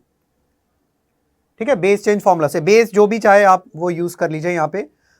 अब मुझे इसको इस तरीके से स्प्लिट करना है, इस तरीके से इसको एडजस्ट करना है कि एक बार हम इसकी मैक्सिमम वैल्यू और एक बार हम इसकी मिनिमम वैल्यू निकाल पाए। आप लोग जानते हैं बच्चों कि log एक इंक्रीजिंग फंक्शन है। ओके, इंक्रीजिंग फंक्शन है, यानी जैसे जैसे इनपुट बढ़ेगा उसकी वैल्यू जो है log की इंक्रीज होगी। तो यहां पे अगर मैं इसकी मैक्सिमम वैल्यू निकालना चाहता हूं तो डिनोमिनेटर को मुझे लीस्ट करना पड़ेगा, कम करना पड़ेगा। तो मैं यहां पे बच्चों 9 लिख दे रहा हूं, है ना। log 9 की जो वैल्यू है वो log 20 से कम है, और अगर डिनोमिनेटर कम है तो ओवरऑल वैल्यू जो है वो इंक्रीज करेगी। सिमिलरली यहां पे हमें इसकी मिनिमम वैल्यू चाहिए, तो मिनिमम वैल्यू के लिए मैं यहां log 27 लिख रहा हूं। 20 से बड़ा नंबर मैंने यहां ले लिया। जब ये नंबर 20 से बड़ा होगा, डिनोमिनेटर मतलब लार्ज होगा, तो ओवरऑल वैल्यू कम होगी। ओके, अब आप देखिए 27, 3 रेज टू पावर 3 आप लोग लिख सकते हो इसको। ओके, तो ये हो जाएगा log 3 अपॉन 3 log 3। 3 की पावर 3 लिखेंगे, 3 आउटसाइड आ जाएगा। और ये तो लिखा हुआ है बच्चों log 3 base 20 लिखा हुआ है, and this one become 9 square, so 1/2 log 3 upon log 3। ये log 3 वाले टर्म कैंसिल हो गए, और 1/3 से लेके 1/2, आप देख रहे हैं यहां से 1/3 से लेके 1/2 इस इंटरवल में log 3 base 20 लाई करेगा। ये हम लोगों ने कैलकुलेट कर लिया। तो इस टाइप से हम log 3 base 20 की एक अप्रॉक्सीमेट वैल्यू जो है वो इस इंटरवल के बीच में बता सकते हैं। सो 1/3 टू 1/2, तो बी ऑप्शन जो है वो इसका करेक्ट आंसर होगा, B part. Okay, next this question is based on the logarithmic inequality. देखिए लॉग का जब भी क्वेश्चन आता है, इनपुट को, जो लॉग का इनपुट है उसका पॉजिटिव होना बहुत जरूरी है। लॉग को डिफाइन बनाना बहुत इंपॉर्टेंट है। ये काम अगर आप नहीं कर रहे हैं तो मे बी क्वेश्चन में मिस्टेक हो सकती है। तो सबसे पहला काम हम लॉग का जो इनपुट है इसको डिफाइन बनाएंगे, यानी ये पॉजिटिव होना चाहिए। और अभी फिलहाल कोई प्रॉब्लम नहीं लग रही है। x² - 6x + 12, इस क्वाड्रेटिक का अगर हम डिस्क्रिमिनेंट चेक करेंगे तो लेस देन 0 आएगा। और बार बार बच्चों ये कंसेप्ट अब रिपीट हो चुका है, तो आप, मुझे लगता है सब बच्चे कंफर्टेबल हैं। d लेस देन 0 है इस क्वाड्रेटिक का, इसका मतलब ये क्वाड्रेटिक एक्सप्रेशन पॉजिटिव है। तो इसका सोल्यूशन हो जाएगा x बिलोंग्स टू r। तो इनपुट के साथ कोई प्रॉब्लम नहीं है, इनपुट जो है वो वेल डिफाइंड है। अब क्वेश्चन को सॉल्व करते हैं। क्वेश्चन को सॉल्व करने का मतलब 1/2, इस 1/2 को हमें राइट साइड में ले जाना होगा। और आपने लॉग का इनइक्वालिटी में जब एप्लीकेशन किया था तो हम लोगों ने ये बात डिस्कस की थी कि जब भी बेस 0 से 1 के बीच में लाई करता है, इनइक्वालिटी को रिवर्स करता है।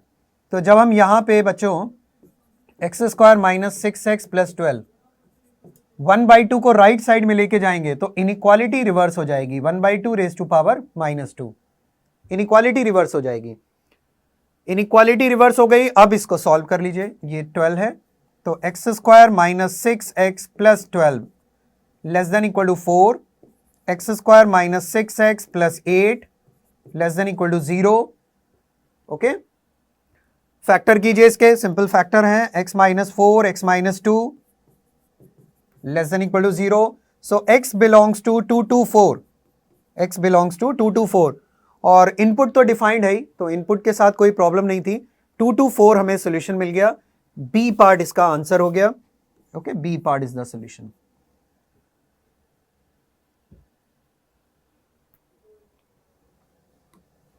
Next, question number 4. Again, this is based on the logarithmic inequality. Log of x at the base 10 is less than equal to 0. एक तो सबसे पहले log को आपको डिफाइन बनाना ही है बच्चों, तो x का पॉजिटिव होना जरूरी है, ये बात ध्यान रखेंगे. इसके बाद लॉगरिथमिक इनइक्वालिटी को यूज कीजिए, means log x base 10 less than equal to 0. जब ये 10 को हम राइट हैंड साइड में लेके जाएंगे, इनइक्वालिटी में कोई चेंज नहीं आएगा. इनइक्वालिटी में कोई चेंज नहीं आएगा because of the reason base 1 से बड़ा है. 10 की पावर 0 कितना हो गया? 1 हो गया. x is less than equal to 1, यानी x 1 से लेस होना चाहिए लेकिन x 0 से ग्रेटर होना चाहिए. ओके, तो फाइनल आंसर हमें दोनों के इंटरसेक्शन मिलेगा, x belongs to 0 to 1. Okay, ये इसका आंसर होगा, x बिलोंग्स टू 0 to 1. दोनों बातों का ध्यान रखना है. अगर आपने इनपुट को भी डिफाइंड नहीं बनाया है तो फिर प्रॉब्लम हो सकती है. उसके बाद आप हमेशा क्वेश्चन को सॉल्व कीजिए. तो 0 to 1 will be the answer.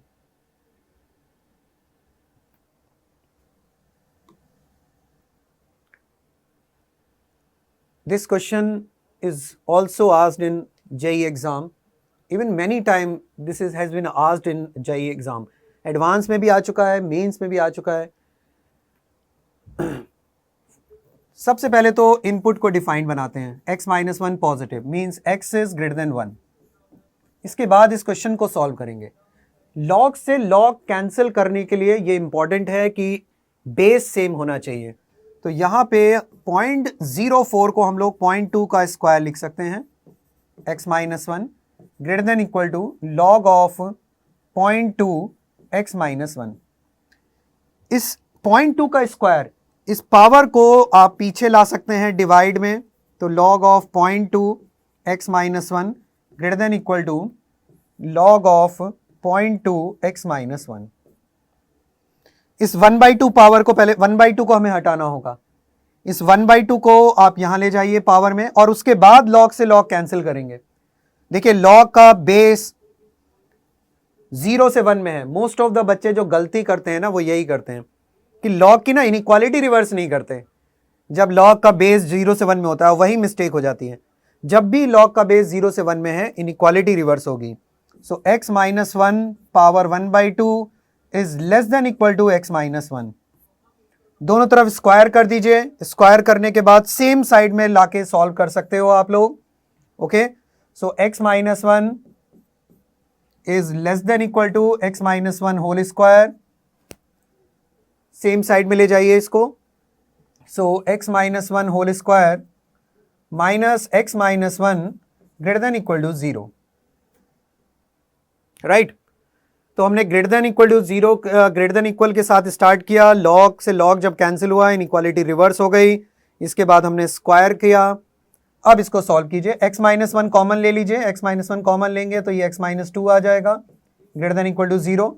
और ये इनइक्वालिटी आपके पास लिखी है जिसका आप सोल्यूशन आसानी से लिख सकते हो, है ना. इसका सोल्यूशन आप इजीली लिख सकते हो. इसका सोल्यूशन आ गया minus infinity to 1 union 2 to infinity. ये इसका सोल्यूशन आएगा. लेकिन देखिए आपको फिर से ये चीज टेक केयर करनी है कि x 1 से ग्रेटर है. x 1 से ग्रेटर होने का मतलब ये हो गया आपको सिर्फ 2 टू इन्फिनिटी वाला रीजन कंसीडर करना है. So this implies our final answer is 2 to infinity.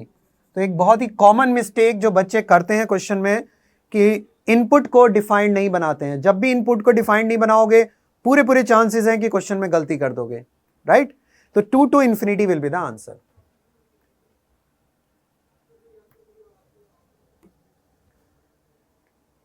Question number 5. Okay, 6th question.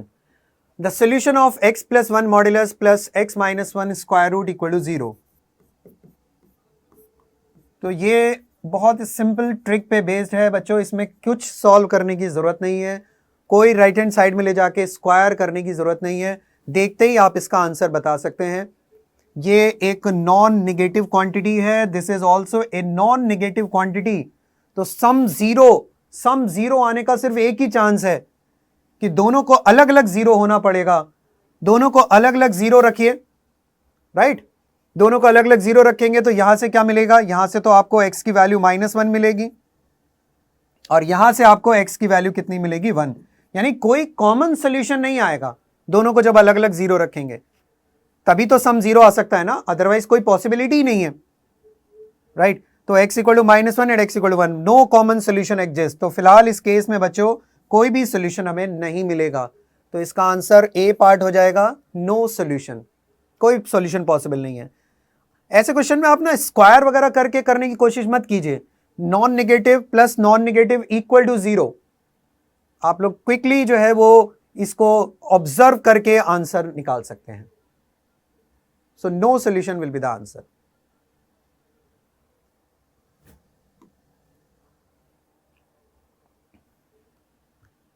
In this question, we have first term x minus 1, x plus 1, modulus. Next is x minus 1 whole square. And the third term, इसको अगर हम factor कर लें तो इसके factor आ गए x minus 1, x minus 2, square root equal to 0, ये इसके फैक्टर आ गए। Okay, again all three non negative quantities, तीनों बच्चों नॉन निगेटिव क्वांटिटीज हैं और सम जीरो के इक्वल है, तो तीनों को इंडिपेंडेंटली जीरो होना पड़ेगा, सेम कंसेप्ट पे बेस्ड है। ओके, तीनों को इंडिपेंडेंटली जीरो, तीनों को इंडिपेंडेंटली जीरो रखेंगे तो यहां से आपको मिलेगा 1 और -1, यहां से x इक्वल टू 1 मिलेगा और यहां से x की वैल्यू 1 और 2 मिलेगी। तो तीनों से अगर हम कॉमन सोल्यूशन फाइंड करें तो हमें एक सोल्यूशन मिल रहा है, that is x equal to 1। सिर्फ x इक्वल टू 1 ही इस पूरी इक्वेशन को सेटिस्फाई करेगा। तो x इक्वल टू 1 यानी a पार्ट आपका आंसर होगा, x equal to 1 is the solution of this equation.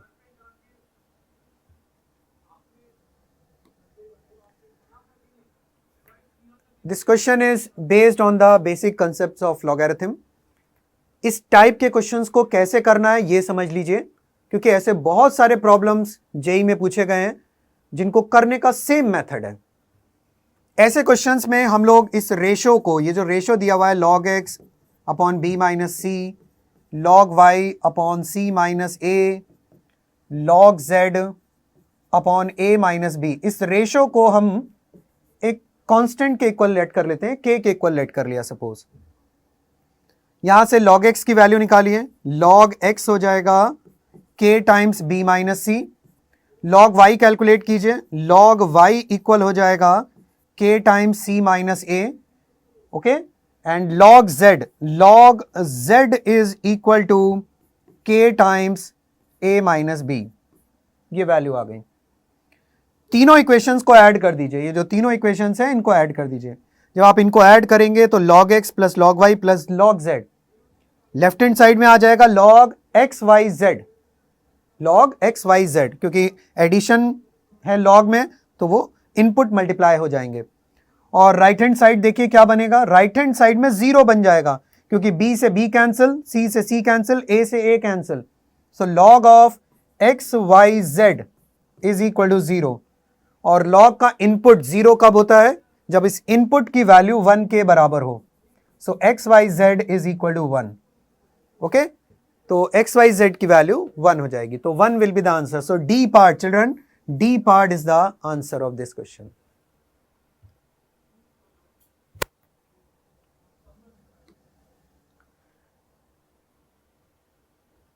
This question is based on the wavy curve method. X minus 2 whole square. 1 minus x को हम minus sign common ले सकते हैं, inequality reverse कर लेंगे।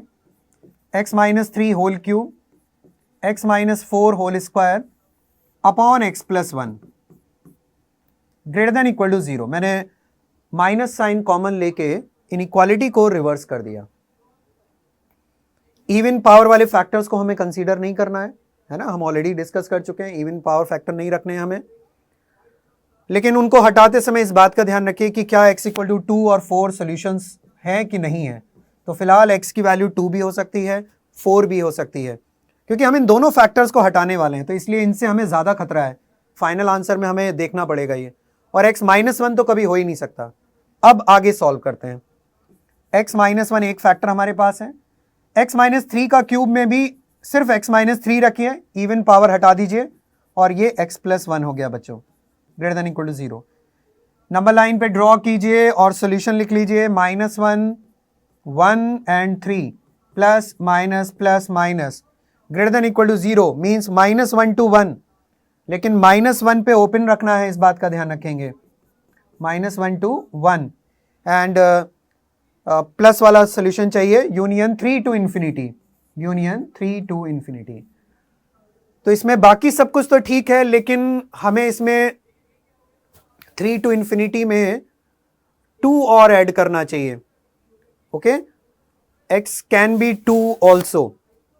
सो -1 to 1 एक हमारे पास पार्ट ये आया, -1 to 1 यूनियन 3 to इन्फिनिटी। इसमें बच्चों x की वैल्यू 2 और ऐड करनी है, तो यूनियन हमें यहां पे 2 और लेना पड़ेगा, correct, because x equal to 2 is also a solution. अगर x 2 हो गया तो यहां पूरा एक्सप्रेशन 0 बनेगा, 0 ग्रेटर देन इक्वल टू 0, ठीक है, ये सही होगा। तो यहां पे मैं 3 to इन्फिनिटी, -1 to 1 ऑलरेडी है, 3 to इन्फिनिटी क्लोज, ठीक है, यहां पे एक यूनियन 2 और यहां पे करना है। So this A part will be the answer, ठीक है ना, यहां पे यूनियन 2 और बच्चों ऐड करिए, so this A part will be the answer. Generally बच्चे ये मिस्टेक कर देते हैं कि वो 2 और 4 को नेग्लेक्ट कर देते हैं। 4 तो चलो सोल्यूशन में आ गया, लेकिन 2 नहीं आया था कहीं भी, तो 2 हमें इसमें और ऐड करना होगा, करेक्ट।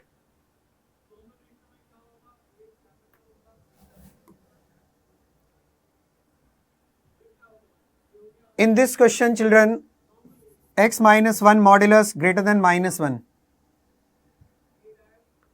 In this question, आपको कुछ भी नहीं करना है, देखते ही आप इसका आंसर बता सकते हैं। मॉडुलस ग्रेटर देन -1, ये तो हमेशा ही ट्रू होता है। So this is all real values, this is true for all real values.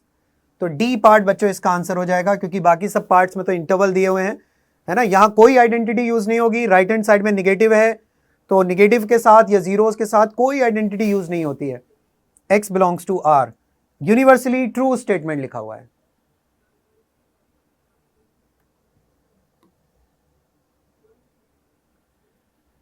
This question is based on the modulus inequality. X minus 1 modulus greater than equal to 1 less than equal to 3. आपके पास choice है, आप चाहो तो दोनों को अलग अलग करके आइडेंटिटी अप्लाई कर सकते हो, या डायरेक्ट भी यूज कर सकते हो। डायरेक्ट कैसे यूज करेंगे देखिए, x माइनस 1 एक बार 1 से 3 में लाई कराइए, और एक बार -3 से -1 में लाई करा दीजिए, ठीक है ना। आप इसको अलग अलग करके भी सॉल्व कर सकते हो, कि ये पार्ट अलग कर लिया, ये पार्ट अलग करके फिर इंटरसेक्शन ले सकते हो। यहां थोड़ा सा टाइम सेव हो जाएगा आपका। आप डायरेक्ट एक बार 1 से 3 में लाई करा दिया, एक बार -3 से -1 में लाई करा दिया। इसको सॉल्व कीजिए, इसका सॉल्यूशन आ गया 2 to 4 and this one is -2 to 0, means our solution is -2 to 0 union 2 to 4, okay, -2 to 0 union 2 to 4, ये इसका सॉल्यूशन आएगा। सो -2 to 0 union 2 to 4, C part will be the answer of this question.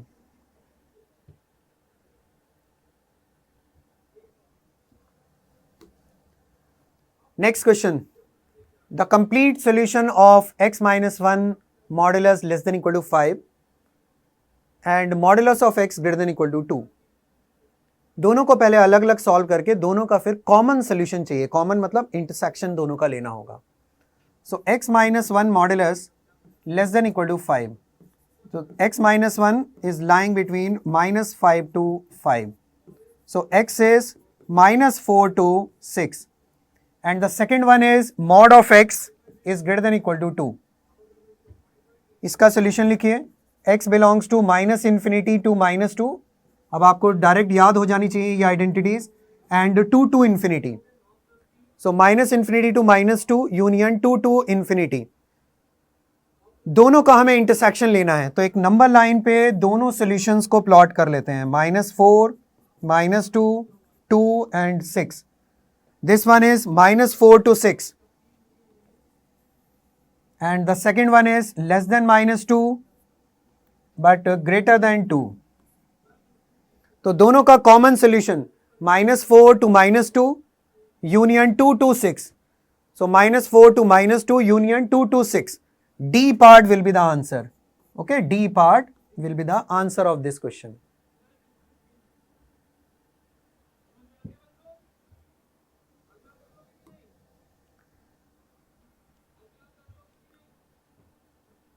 Modulus inequality पे based question है। 2 upon, सबसे पहले तो modulus को आप अलग अलग कर सकते हो न्यूमरेटर डिनोमिनेटर में, ग्रेटर देन 1। एक कंडीशन स्टार्टिंग में ही अप्लाई कर दीजिए, नहीं तो बाद में प्रॉब्लम हो जाती है। x की वैल्यू 4 के इक्वल नहीं हो सकती, डिनोमिनेटर को 0 बनाएगा ना 4, तो x 4 के इक्वल नहीं होगा। सॉल्व कीजिए इसको आगे।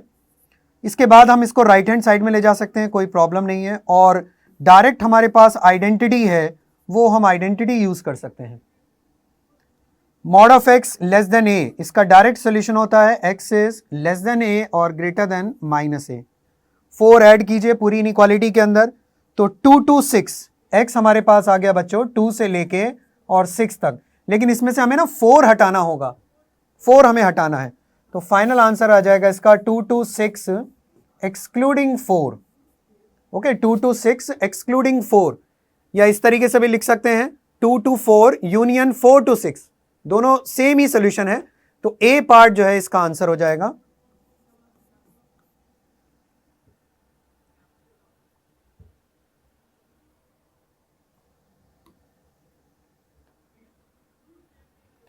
x minus 2 modulus -1 whole modulus greater than equal to 3। मैंने क्लास में आप लोगों को बताया है कि जब मल्टीपल मॉड्यूलस इन्वॉल्व हो, एक मॉड के अंदर दूसरा मॉड इन्वॉल्व है, तो आप सबसे आउटसाइड वाले मॉड को पहले हटाइए और इसमें आइडेंटिटी यूज कीजिए mod of y greater than equal to 3, यानी कि x minus 2 modulus -1 greater than equal to 3 और x minus 2 modulus -1 less than equal to -3। इस आइडेंटिटी को यूज कीजिए। यहां से x minus 2 modulus greater than equal 4 आ गया और यहां से x minus 2 modulus less than equal to -2 आ गया। ओके, और लगा हुआ है, इसका मतलब यूनियन लेना है, थोड़ा सा इसमें क्लियरिटी रखिएगा, ठीक है। और का मतलब यूनियन लिया जाएगा। सेकंड वाली इनइक्वालिटी का अगर हम सोल्यूशन देखें तो modulus less then negative possible नहीं है, 5 हो जाएगा। इसका सोल्यूशन, इसके लिए डायरेक्ट फॉर्मूला हमारे पास है x minus 2 greater than equal to 4 और x minus 2 less than equal to -4, means x is greater than equal to 6 और x is less than equal to -2। और थर्ड में तो 5 आया, तो उसको तो कंसीडर ही मत कीजिए। तो ये हमारे पास इसका बच्चों सोल्यूशन आ गया, -∞ से लेके -2 और 6 से लेके इंफिनिटी। ए पार्ट जो है इसका कंप्लीट सेट ऑफ सोल्यूशन होगा, -∞ से -2 यूनियन 6 to इंफिनिटी। तो this one will be the answer of this question.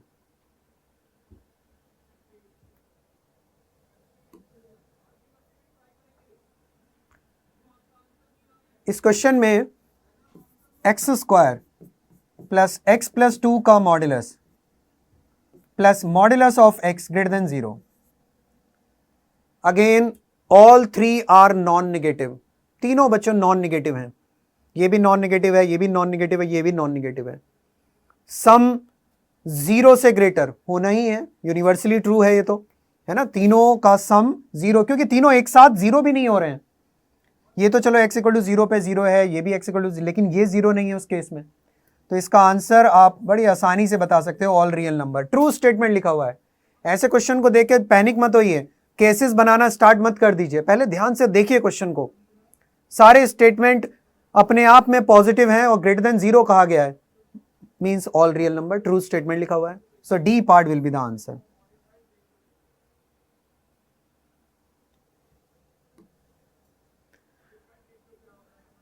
Basic log की प्रॉपर्टीज पे बेस्ड क्वेश्चन है।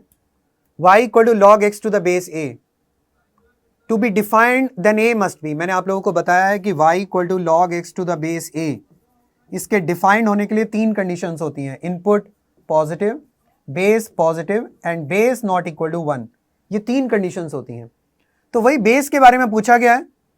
सो एनी पॉजिटिव नंबर, आप देख रहे हैं, इन दोनों कंडीशंस को क्लब कीजिए। a can be any positive number except 1, except 1, 0 से इंफिनिटी तक का कोई भी नंबर हो सकता है except 1. So D part will be the answer of this question.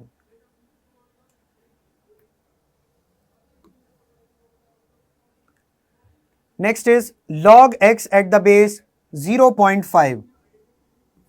इसका बच्चों हमें डोमेन बताना है। डोमेन का मतलब आप जानते हैं पॉसिबल वैल्यूज ऑफ x जिसके लिए डिफाइंड हो जाए। तो यहां पे हमारे सामने दो चैलेंज है। पहला तो log का इनपुट पॉजिटिव होना चाहिए और दूसरा स्क्वायर रूट के जो अंदर क्वांटिटी है उसका भी नॉन नेगेटिव होना जरूरी है। ठीक है ना, ये भी इंपॉर्टेंट है। तो दोनों चीजों को एक साथ साइमल्टेनियसली अगर आप सेटिस्फाई करना चाहते हैं तो जब log का बेस 0 से 1 में लाई करता है तो इनपुट भी 0 से 1 में अगर लाई करे तो log की वैल्यू इटसेल्फ पॉजिटिव होती है। यानी कि 0 से 1 में x को लाई करा दीजिए। 0 से 1 में अगर x लाई कर गया तो ये इनपुट को भी कोई प्रॉब्लम नहीं है और अंडर रूट के अंदर जो टर्म है वो भी कैसा हो जाएगा, नॉन नेगेटिव हो जाएगा। तो x must belongs to 0 to 1। ठीक है ना, 0 to 1। 1 पे हम लोग क्लोज लगा सकते हैं क्योंकि क्लोज में भी कोई प्रॉब्लम नहीं है। अगर मैंने यहां पे x की वैल्यू को 1 रखा तो 1 पे ये 0 हो जाएगा, तो 0 कोई प्रॉब्लम नहीं, डिफाइंड होगा। तो यहां बच्चों क्लोज कर लेंगे इस प्लेस पर 0 to 1 with a close bracket. So this C part will be the answer. तो अगर हम 1 हटा भी दें तब भी जो है ये ट्रू स्टेटमेंट है 0 से 1 के लिए, लेकिन कंप्लीट सेट ऑफ डोमेन जो है वो 0 to 1 विद क्लोज ब्रैकेट होगा।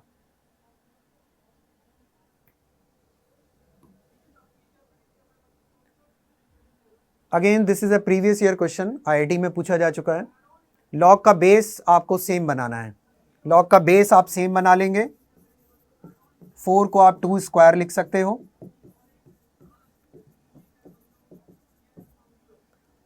इस पावर को बाहर ले आइए। ऐसे क्वेश्चंस में आपको ना log से log कैंसिल करना है, उसके बाद ही आप x की वैल्यू निकाल पाएंगे। 1/2 को यहां ले आइए और उसके बाद आप log से log कैंसिल कर सकते हैं। राइट, दोनों तरफ स्क्वायर कीजिए। So x minus 1 equal to x square plus 9 minus 6x। So x square minus 7x plus 10 equal to 0। यहां से आपको ना दो सॉल्यूशंस मिल रहे हैं। एक x की वैल्यू मिल रही है 2 और एक बच्चों x की वैल्यू मिल रही है कितना, 5। लेकिन बहुत देखिए आईआईटी में क्यों पूछा गया है उसका एक रीजन होगा। उसका रीजन यही है कि ज्यादातर बच्चों ने ये गलती कर दी। नंबर ऑफ सोल्यूशन पूछे गए थे और उन्होंने 2 सोल्यूशन टिक कर दिया कि 2 सोल्यूशन आएंगे, लेकिन x इक्वल टू 2 इसका सोल्यूशन पॉसिबल ही नहीं है। 2 पर ये डिफाइंड नहीं है। आप देखेंगे, अगर चेक करके भी देख सकते हैं, 2 पर ये वाला जो log है वो डिफाइंड नहीं है। तो x इक्वल टू 2 इसका सोल्यूशन नहीं हो सकता। सिर्फ एक ही आंसर है इसका, 5। तो इसके नंबर ऑफ सोल्यूशन हमारे पास कितने होंगे, सिर्फ एक सोल्यूशन। तो बी पार्ट इसका आंसर हो जाएगा, सिर्फ एक सोल्यूशन आएगा इसका।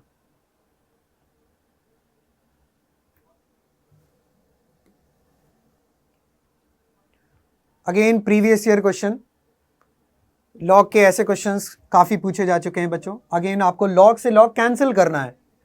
कैंसिल करने का मतलब है कंबाइंड करना पड़ेगा पहले तो।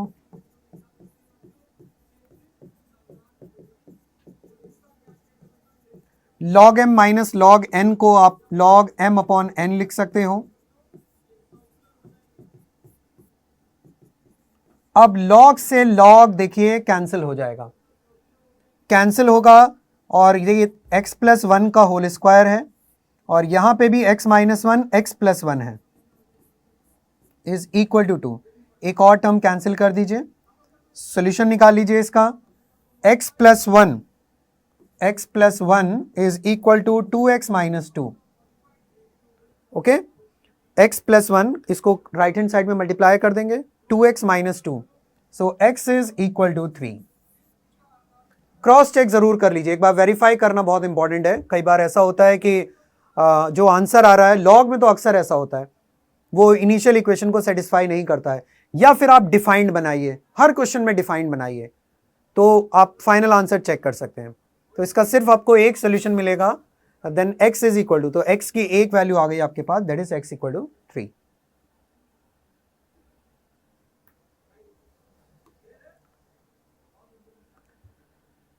मॉड्यूलस की प्रॉपर्टी पे बेस्ड क्वेश्चन है बच्चों।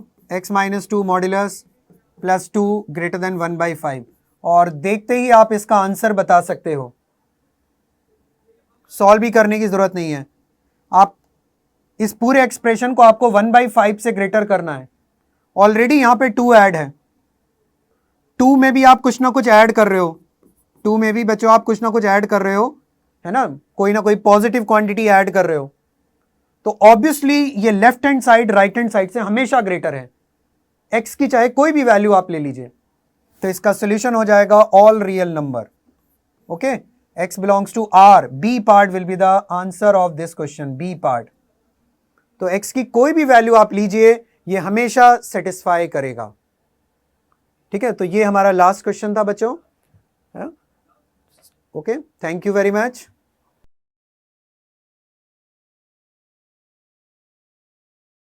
Hello students, so atomic structure की लेक्चर 1 के बाद आपको एक वर्कशीट दी गई थी 20 क्वेश्चन की सॉल्व करने को। आई होप आप लोगों ने वो सारे क्वेश्चंस को पहले अपने आप अटेम्प्ट किया है, उसके बाद ही ये वीडियो से आप इसके सॉल्यूशंस देख रहे हैं। तो चलिए बच्चों उसको डिस्कस करते हैं। सो आपका क्वेश्चन नंबर 1 था quantum theory and photo electric effect से रिलेटेड टॉपिक से। The MRI magnetic resonance imaging body scanners used in hospitals operate with 400 megahertz. Just a second, 400 megahertz पे ये ऑपरेट होता है। The wavelength corresponding to the radio frequency is, तो बच्चों इसका answer था A 0.75 मीटर, और ये काफी आसान क्वेश्चन था। इसमें basically nu is equal to c by lambda formula लगाना था। इसका मतलब लैम्डा हो गया सी बाई न्यू, और सी यहां पर बच्चों स्पीड ऑफ लाइट रिप्रेजेंट कर रही है विच इज 3 × 10⁸ मीटर पर सेकेंड, और न्यू जो फ्रीक्वेंसी है वो आपको दी हुई है 400 मेगाहर्ट्ज। सो 400 मेगाहर्ट्ज मतलब 400 × 10⁶। इसको आप सॉल्व करेंगे तो लैम्डा आपके पास एसआई यूनिट में आ जाएगा, बिकॉज न्यूमरेटर भी आपने एसआई यूनिट पुट किया है और डिनोमिनेटर भी एसआई यूनिट। सो बस थोड़ा सा यूनिट्स का ध्यान रखना था, otherwise this was quite an easy problem. चलिए आगे बढ़ते हैं। सो अगला question was the photon of which light has maximum energy. So बेटा आप लोग जानते हैं विबग्योर में VIBGYOR, विबग्योर में लैम्डा मैक्सिमम होता है रेड का और लैम्डा मिनिमम होता है वायलेट का। तो इसका मतलब फ्रीक्वेंसी क्या होगी, मैक्सिमम होगी वायलेट की और फ्रीक्वेंसी मिनिमम होगी रेड की, या कह लीजिए एनर्जी जो होगी वो मैक्सिमम होगी वायलेट की और एनर्जी जो होगी मिनिमम होगी रेड की। सो अब आपको पूछा गया था विच light has maximum energy. So maximum energy किसकी हो जाएगी, यहां पर वायलेट की एनर्जी मैक्सिमम हो जाएगी। क्लियर? चलिए, और ये आपको यहां पर स्पेक्ट्रम भी पूरा दिख रहा है। सो स्पेक्ट्रम में यहां से ये बात इंफॉर्मेशन आपको याद रखनी है कि सबसे बड़ी वेवलेंथ होती है रेडियो वेव्स, फिर होती है माइक्रोवेव्स, फिर होती है इंफ्रारेड, फिर सारी विजिबल लाइट आ जाती है। विजिबल लाइट का मतलब सारे VIBGYOR, ultraviolet, X rays and gamma rays की वेवलेंथ सबसे कम होती है। ये हो गया आपका इलेक्ट्रोमैग्नेटिक रेडिएशन का पूरा स्पेक्ट्रम। चलिए अगला सवाल, question number 3, electromagnetic radiation of wavelength 242 nanometer is just sufficient to ionize sodium metal atom, then the ionization energy, ध्यान से देखिए आपको निकालना था किलो जूल पर मोल में। सो जनरली बच्चे गलती ये करते हैं, E equal to HC by lambda में सीधा वैल्यू सब्स्टिट्यूट कर देते हैं, H की 6.626 इंटू 10 की पावर 6.626 इंटू 10 की पावर -34 इंटू सी की वैल्यू जो आपकी आती है 3 इंटू 10 की पावर 8 बाई लैम्डा। सो बेटा लैम्डा दिया था आपको 242 नैनोमीटर, सो 242 इंटू 10 की पावर -9, और एक्सपेक्ट करते हैं यही आंसर होगा जूल में। तो बच्चों ये गलत है, आपको इसको ऐसे नहीं करना है। कैसे क्वेश्चन को करना है ये समझना जरूरी है, बट ये भी समझना जरूरी है कि क्या गलती नहीं करनी है। आपको एक्चुअली आपको पूछा गया था कि किलो जूल पर मोल में कितना, तो E इज इक्वल टू बच्चों जब भी इस तरह का क्वेश्चन होगा तो n times HC by lambda आप यूज करेंगे, और यहां n की वैल्यू आपको एवोगैड्रो नंबर भी पुट करनी है, बिकॉज एक मोल एटम्स के लिए निकालना है तो नंबर ऑफ फोटॉन्स रिक्वायर्ड भी एक मोल हो जाएगा। सो अब यहां से जब आप सॉल्व करेंगे तो E is equal to number of moles की जगह एवोगैड्रो नंबर मतलब 6 इंटू 10 की पावर 23 इंटू H की वैल्यू 6.626 इंटू 10 की पावर -34, C की वैल्यू 3 इंटू 10 की पावर 8 अपॉन लैम्डा। लैम्डा बेटा 242 नैनोमीटर, सो 242 इंटू 10 की पावर -9। तो इससे जो बच्चों आंसर आएगा, सिंस हमने सारी SI यूनिट पुट की है तो इसमें SI यूनिट में आंसर आएगा, मतलब जूल में आएगा, बट हमको किलो जूल में चाहिए, तो बच्चों डिवाइड बाई 10 की पावर 3 भी यहां करना पड़ेगा, तब जाके हमारा आंसर जो आएगा रिक्वायर्ड यूनिट किलो जूल पर मोल में आएगा, और इसका ऑप्शन आएगा आपका आंसर ए। चलिए next question, question number 4। A bulb of 40 watt is producing a light of wavelength इतना nanometre and 80% of efficiency, then the number of photon emitted by bulb in 20 seconds. So बच्चों power, सबसे पहले तो energy क्या होता है, n times hc by lambda होता है, राइट। एंड पावर क्या होता है बच्चों, सो पावर आप बचपन से पढ़ते आ रहे हैं, एनर्जी पर यूनिट टाइम होता है पावर। सो इन दोनों फॉर्मूला को अगर आप इंक्लूड कर दें तो यहां से पावर आ रहा है E डिवाइडेड बाई टी या n times H C by lambda divided by time. So अब पावर बेटा आपको दिया था कितना, पावर ध्यान से देखिए, आपको दिया हुआ था 40 वॉट।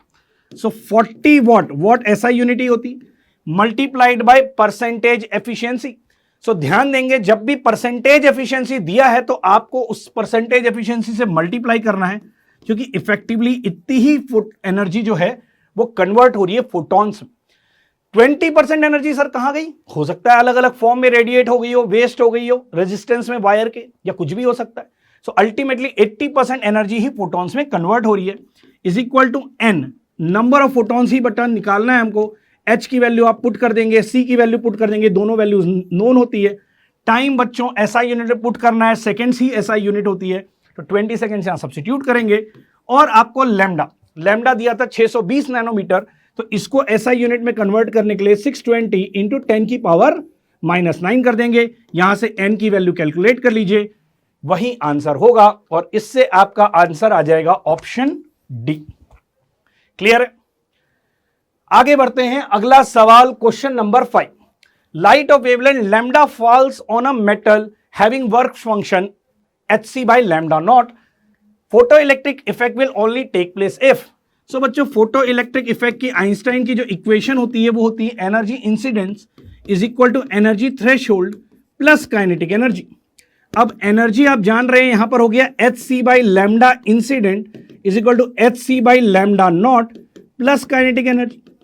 सो एनर्जी बच्चों आप जानते हैं is directly proportional to frequency where is inversely proportional to wavelength. So minimum energy, threshold energy जब सप्लाई की जाती है तभी इलेक्ट्रॉन बाहर इजेक्ट होता है। सो फिलहाल आपको बोला गया कि लैम्डा नॉट उसका मिनिमम रिक्वायर्ड लैम्डा है। तो अब आपको पूछा कि photo electric effect will take place, मतलब इलेक्ट्रॉन इजेक्ट कब होगा? ऑफ कोर्स तब होगा जब हमारे फोटोन की एनर्जी जो मिनिमम रिक्वायर्ड एनर्जी है उससे उसकी एनर्जी ज्यादा होगी। तो वो ज्यादा कब होगी बच्चों? जब हमारा लैम्डा जो है वो छोटा होगा लैम्डा नॉट से। क्यों? क्योंकि जब लैम्डा छोटा होगा लैम्डा नॉट से तभी उसकी एनर्जी ज्यादा होगी, because energy is inversely proportional to lambda. तो इसीलिए lambda should be less than और इक्वल टू लैम्डा नॉट, तभी हमारा इलेक्ट्रॉन इजेक्ट आउट होगा। आगे बढ़ते हैं, question number 6। A photon of energy h nu is absorbed by a free electron of a metal having work function W which is less than h nu. Then, so बच्चों h nu photon absorb हो रहा है by a free electron of metal having work function W. तो इनमें से कौन सा statement आपको बताना है, इसके लिए appropriate है, सही। The electron is sure to come out. The electron is sure to come out with a kinetic energy h nu minus W. तो जनरली बच्चों को यही ऑप्शन लगता है, बट याद करिए फोटो इलेक्ट्रिक इफेक्ट में आपको बताया गया है ये बात कि जो हमारा इलेक्ट्रॉन बाहर निकलता है उसकी एनर्जी मैक्सिमम क्या होगी, एच न्यू माइनस डब्ल्यू। हो सकता है बाहर निकलते टाइम मेटल्स की लेयर्स होने के कारण उसकी काइनेटिक एनर्जी और कम हो जाए, बिकॉज उसको अंदर से बाहर निकलने के लिए भी कुछ एक्स्ट्रा एनर्जी लग सकती है। तो अगर आपने मिनिमम एनर्जी सप्लाई की है जो कि वर्क फंक्शन से ज्यादा है तो इलेक्ट्रॉन बाहर तो निकलेगा, बट उसकी एनर्जी जरूरी नहीं है कि एच न्यू माइनस डब्ल्यू, हो सकता है उसकी energy H nu minus W से थोड़ी कम हो, राइट, उससे कम भी हो सकती है।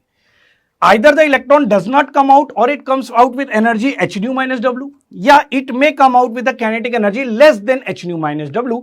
सो बेटा आपको जब भी एग्जाम होता है मोस्ट सुटेबल आंसर मार्क करना होता है, तो इन चारों आंसर्स में से, चारों ऑप्शन में से most suitable option is D. अब आगे बढ़ते हैं हम सेक्शन बी पे, विच इज बोर्स मॉडल से रिलेटेड क्वेश्चंस में। Question number 7, correct order of radius of first orbit of hydrogen, helium plus, lithium 2 plus and beryllium 3 plus is. तो बेटा रेडियस का फॉर्मूला इसके लिए आपको याद रखना था 0.529 into n square by z. तो फिलहाल आपको बाकी सारे पैरामीटर्स कांस्टेंट हैं, सिर्फ क्या हो रहा है, जेड अलग अलग हो रहा है, atomic number of hydrogen like species बदल रहा है। तो जिसका जेड सबसे ज्यादा होगा, एटॉमिक नंबर सबसे ज्यादा होगा, उसका रेडियस सबसे कम होगा। इसीलिए बच्चों इसके करस्पॉन्डिंग हो गया option A. Next question, question number 8, what is likely to be orbit number for a circular orbit of diameter 20 nanometer of the hydrogen atom? So hydrogen atom है, उसका diameter 20 nanometer है, तो बच्चा उसका रेडियस कितना हो जाएगा, 20 इंटू 10 की पावर -9 डिवाइडेड बाई 2 मीटर। क्या ये बात समझ में आई आपको? क्योंकि डायमीटर 20 था तो रेडियस उसका आधा। अब this should be equal to 0.529 into n square by hydrogen atom है, इसलिए z की वैल्यू 1, और ये बच्चों एंगस्ट्रॉम में होता है, इसलिए 10 की पावर -10 मीटर। अब इन दोनों टर्म्स को आप इक्वेट कर दीजिए, n की वैल्यू निकालिए। सो n की वैल्यू प्यारे बच्चों अप्रोक्सीमेटली 14 आएगी, इसलिए option B is the correct answer. आगे बढ़ते हैं, क्वेश्चन नंबर 9, ध्यान से देखिए, which of these relationship is the correct relationship. ये सारे क्वेश्चन बच्चों बेहतरीन क्वेश्चन है, सारे क्वेश्चन आप ऐसे चूज कर करके डाले गए जो एग्जाम में आएंगे। अभी आप जब जेईई मेंस का एग्जाम देके लौटेंगे तो आप पाएंगे कि जो हमने ये 20-20 क्वेश्चन की शीट से जिस भी बच्चे ने इसको थॉरोली किया होगा उसको मजा आ जाएगा पेपर देने में। देखिए, so which of the following relationship is correct regarding energy. So बेटा एनर्जी का फॉर्मूला क्या होता है, एनर्जी होता है sir -13.6 into z square by n square electron volt per atom. ये होता है हमारी एनर्जी का फॉर्मूला। अब अगर बच्चों z और n की वैल्यू सेम हो जाए, ध्यान से देखिए, z और n की वैल्यू क्या हो जाए, सेम, तो एनर्जी क्या हो जाएगी, एनर्जी हो जाएगी -13.6 इलेक्ट्रॉन वोल्ट। अब देखना, एनर्जी ऑफ फर्स्ट E1 का मतलब first shell of hydrogen is equal to, बोल रहा है energy of second shell of helium plus, energy of third shell of lithium 2 plus, energy of fourth shell of beryllium 3 plus. यही option correct है। क्यों? क्योंकि यहां बच्चे n1 है और z की वैल्यू क्या है 1, यहां n की वैल्यू 2 है और z की वैल्यू भी क्या है 2, यहां n की वैल्यू 3 है और z की वैल्यू भी क्या है 3, और यहां n की वैल्यू 4 है और z की वैल्यू क्या है 4। इसीलिए यहां सिंस n और z इस ऑप्शन में सबके सेम है, इसीलिए चारों एनर्जीज बराबर होंगी। आगे बढ़ते हैं, question number 10, if velocity of an electron in first orbit of hydrogen atom is v, then what will be the velocity of electron in third orbit of Li2 plus? So बेटा velocity का formula आपको याद होना चाहिए 2.19 into 10 की power 6 into z by n। अब बच्चों again देखिए, अगर z और n की वैल्यू बराबर हो जाएगी तो वेलोसिटी सेम हो जाएगी। So first orbit of hydrogen atom मतलब n equal to 1 and z is equal to 1, और third orbit of lithium 2 plus का मतलब हो गया n3 और z भी क्या हो गया 3। तो अगर दोनों का n और z सेम हो जाता है तो वेलोसिटी की वैल्यू 2.19 इंटू 10 की पावर 6 ही आ जाएगी। तो इसीलिए बच्चों इसका ऑप्शन ए करेक्ट आंसर हो गया, या आप रेशियो वाले मेथड से भी निकाल सकते थे बच्चों, v1 by v2 is equal to z1 by n1 divided by z2 by n2। इससे भी आप कैलकुलेट करेंगे तो वही आंसर आएगा। Moving on, next question, question number 11, in a certain electronic transition in the hydrogen atoms from an initial state 1 to the final state 2, the difference in the orbital radius r1 minus r2 is 24 times that of Bohr's radius. Identify the transition. तो सबसे पहले Bohr's radius क्या होता है बच्चों? So Bohr's radius का मतलब होता है, इसको a0 से डिनोट करते हैं हम 0.529 angstrom. Basically first shell of hydrogen atom का रेडियस होता है, first shell of hydrogen atom का रेडियस होता है बोर्स रेडियस। अब आपको रेडियस का फॉर्मूला याद होना चाहिए इस क्वेश्चन को करने के लिए, 0.529 into n square by z, और सिंस यहां हाइड्रोजन एटम दिया हुआ है तो इसका मतलब जेड की वैल्यू क्या लोगे यहां पे, जेड की वैल्यू हो जाएगी 1।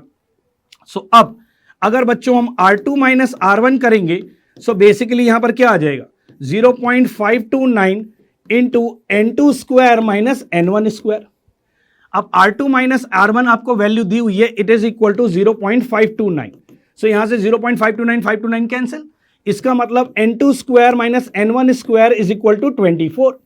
अब किन दो नंबर्स का, किन दो इंटीग्रल वैल्यूज के नंबर का स्क्वायर का सब्ट्रैक्शन 24 आता है।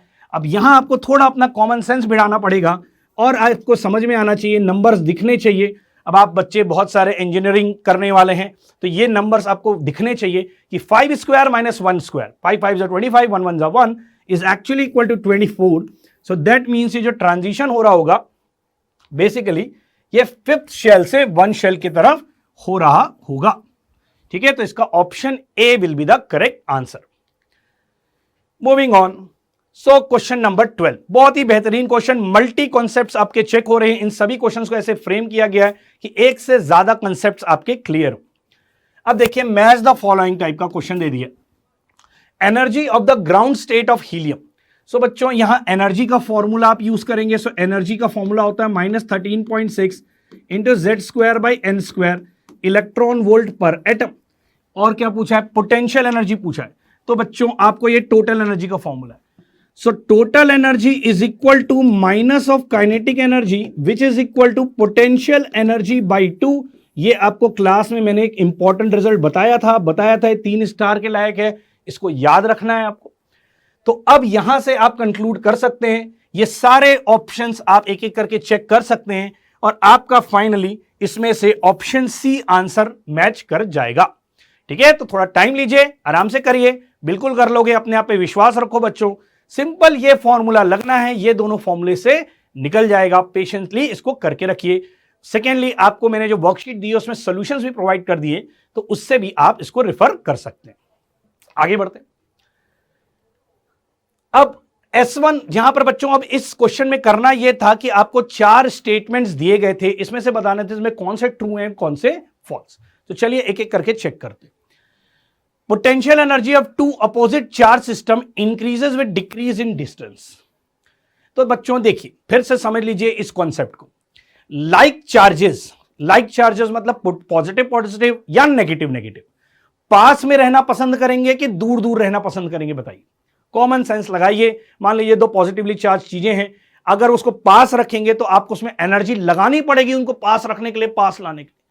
बाय डिफॉल्ट वो दूर दूर भागना चाहेंगे, क्योंकि जब दूर दूर भाग जाएंगे तो उसमें उसकी स्टेबिलिटी ज्यादा रहेगी और एनर्जी मिनिमम रहेगी, because lesser is the energy, more is the stability. तो like charges want to stay away from each other, तभी उनकी पोटेंशियल एनर्जी कम होती है। और जब लाइक चार्जेस को हम पास में लेके आते हैं तो एक तरह से देखिए वर्क कर रहे हैं उसको एनर्जी पास में लाने के लिए। दैट इज वाई उनके अंदर एनर्जी स्टोर होती है, पोटेंशियल एनर्जी स्टोर होती है। एग्जैक्ट उल्टा है अनलाइक चार्जेस के लिए, या एक चार्ज पॉजिटिव है दूसरा चार्ज मान लीजिए नेगेटिव है, वो चिपक के रहना चाहिए। उसको दूर करने के लिए आपको एनर्जी लगानी पड़ेगी, उसको अलग अलग करने के लिए एनर्जी लगानी पड़ेगी, और जब अलग अलग करेंगे तो उसमें एनर्जी सिस्टम में स्टोर होगी, राइट। सो बेसिकली यहां पर यह स्टेटमेंट, पहला स्टेटमेंट क्या हो गया, false, for the reason I just explain. Second statement, when an electron makes a transition from higher orbit to lower orbit its kinetic energy increases. So याद करिए बच्चों, अभी थोड़ी देर पहले भी आपको बताया था, kinetic energy is equal to 13.6 into z square by n square, right. Positive, it is equal to minus of total energy, मतलब ये पॉजिटिव हो गया। So kinetic energy is inversely proportional to shell number, इसीलिए यहां पर यह statement क्या हो गया, ट्रू। पहला हो गया फॉल्स, दूसरा हो गया ट्रू। तीसरा statement, when an electron makes a transition from lower energy to higher energy its potential energy increases. ठीक, क्या बोल रहा है, जब लोअर एनर्जी से हायर एनर्जी स्टेट में जाएगा तो उसकी पोटेंशियल एनर्जी क्या हो जाती है, बढ़ जाती है। सो बच्चों याद करिए, टोटल एनर्जी को क्या होता है, जब हम अंदर से बाहर जाते हैं तो टोटल एनर्जी बढ़ती है। सबसे अंदर पहले शेल में हाइड्रोजन के -13.6 से, सबसे बाहर वाले में इंफिनिटी शेल में एनर्जी उसकी 0 है, तो अंदर से बाहर टोटल एनर्जी बढ़ रही है। बट आपको टोटल एनर्जी नहीं पूछा है, आपको पोटेंशियल एनर्जी पूछा है। हाउएवर ट्रेंड सेम होगा, because potential energy is equal to 2 times of total energy, उसकी डबल होती है। तो अगर वो पहले अंदर से बाहर में अगर इंक्रीज हो रही है तो डबल इंक्रीज होगी। Hence the third statement is also a true statement. Statement number 4, 11 electron volt photon can free an electron from first excited state of helium plus. ध्यान देंगे बच्चों, फर्स्ट एक्साइटेड स्टेट मतलब कौन सा शेल? पहला shell नहीं, first excited state का मतलब होता है सेकेंड शेल। ग्राउंड स्टेट को बोलते हैं first shell, first excited state मतलब second shell, second excited state मतलब third shell, third excited state मतलब फोर्थ शेल। तो एक्साइटेड स्टेट जब भी शब्द यूज करेगा तो आपको n+1 कर देना है। तो अब ये कह रहा है 11 इलेक्ट्रॉन वोल्ट का आयनाइज उसको कर सकता है हीलियम प्लस का। तो इसके लिए आप फॉर्मूला लगा लीजिए, energy is equal to -13.6 into z square by n square. यहां z की वैल्यू बच्चों 2 रखोगे, n की वैल्यू भी आप क्या रखोगे? 2, because first excited state of helium plus बोला है। और यहां से जब आप कैलकुलेट करेंगे तो एनर्जी निकलेगी 13.6 इलेक्ट्रॉन वोल्ट, इसकी आयोनाइजेशन एनर्जी निकलेगी। तो इसका मतलब 11 इलेक्ट्रॉन वोल्ट का फोटोन उसको आयोनाइज नहीं कर सकता। इसका मतलब ये स्टेटमेंट फॉल्स है। तो इसका मतलब false true true false, false true true false हमारा ऑप्शन बी में मैच हो रहा है, इसलिए option B is the right answer. Moving on, question number 14, section of spectrum. The energy of hydrogen atom in the ground state is -13.6 electron volt. The energy of level corresponding to n equal to 5 is. तो बच्चों कुछ नहीं, इसमें सीधा formula लगाना है, -13.6 into z square by n square. यहां पर बच्चों z की वैल्यू आप 1 रखेंगे, n की वैल्यू 5 रखेंगे, कैलकुलेशन करेंगे, ऑप्शन ए आपका मैच कर जाएगा। Moving on, question number 15, the wavelength of spectral line of an electronic transition is inversely proportional to. So wavelength किसके इनवर्सली प्रोपोर्शनल होती है? तो बच्चों ध्यान से याद करिए, आपको बताया था जब भी इलेक्ट्रॉनिक N2H शेल से N1 शेल में जंप करता है तो जो डिफरेंस ऑफ एनर्जी होती है उन दो शेलों के बीच की, वही एनर्जी फोटोन के फॉर्म में रिलीज होती है। और फोटोन की energy is equal to h into nu, या आप कह सकते हैं hc by lambda.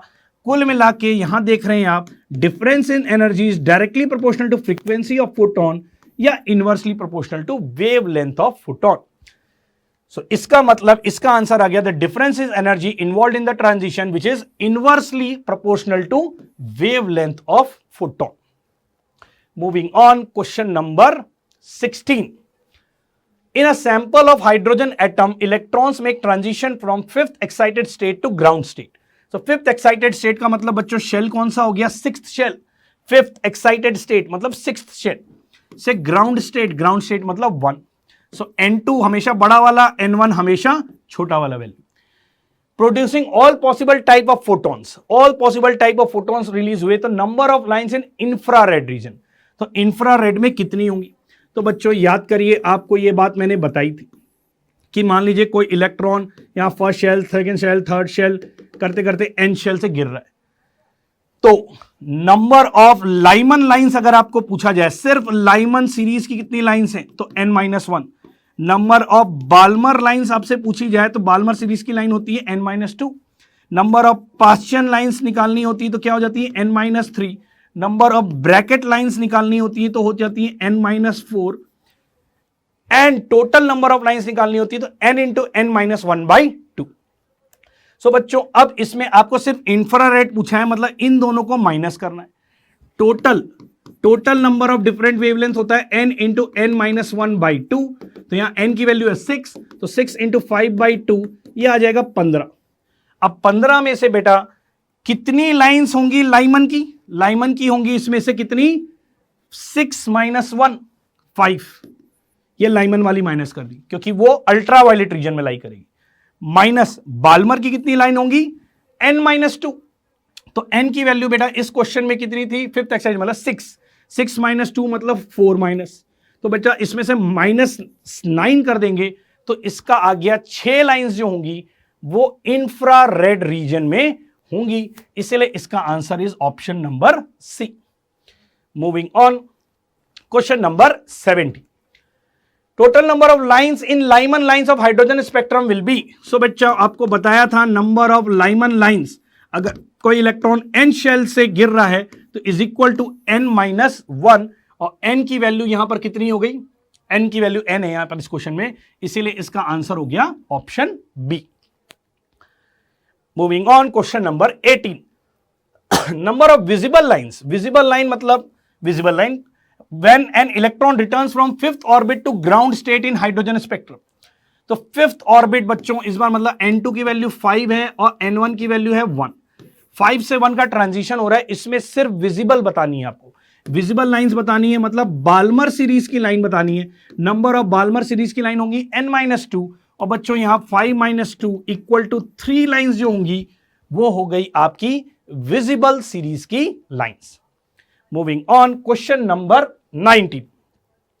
Suppose that a hypothetical atom, अब ये हाइड्रोजन एटम नहीं है, कोई और हाइपोथेटिकल एटम है, ध्यान देना इस बात पे. हाइड्रोजन एटम पे जब सेकेंड शेल में गिरता है तो विजिबल होता है, हाइड्रोजन एटम में फर्स्ट शेल पे गिरता है तो अल्ट्रावायलेट होता है, बट कोई और एटम में जरूरी नहीं है.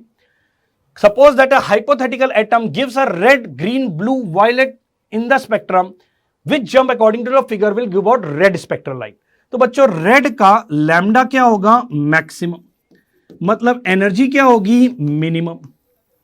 तो अब बच्चों इन जितने भी ट्रांजिशन 4 दिए इनमें सबसे कम एनर्जी कौन सी होगी?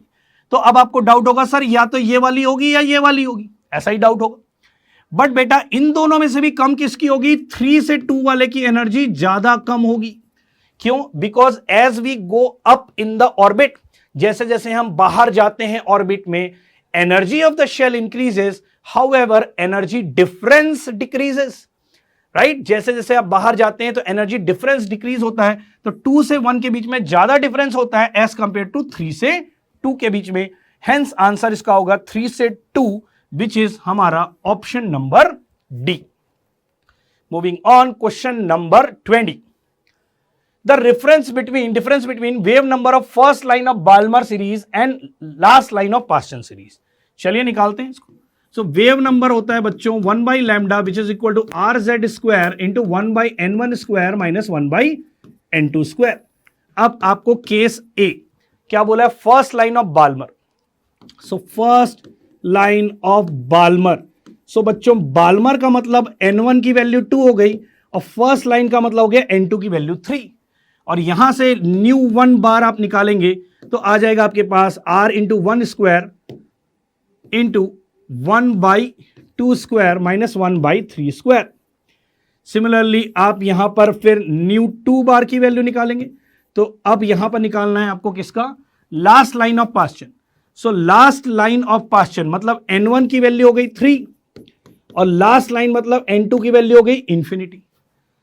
सो यहां से बच्चों आप निकालोगे तो ये आएगा R by 9, Rydberg's constant by 9, और यहां से आप निकालेंगे तो आएगा 9 - 4 मतलब 5 by 9 4 जा 36 इंटू आर. सो इस this value minus this value आपको करना है और यहां से जब आप सॉल्व करेंगे तो आपके पास ऑप्शन डी R/4 आंसर आ जाएगा. ठीक है, सो ये थे आपके सारे के सारे क्वेश्चंस के डिस्कशन. फटाफट आपको हिंट दिया गया है, आपको हेल्प की गई है इसको कराने में. अगर आपने इन क्वेश्चंस को अपने मन से अच्छे से नहीं किया था तो अब आपको दोबारा इनको ट्राई करना चाहिए और एक बार बिना देखे समझने के बाद इसको दोबारा से अटेम्प्ट करिए. Okay, all the best.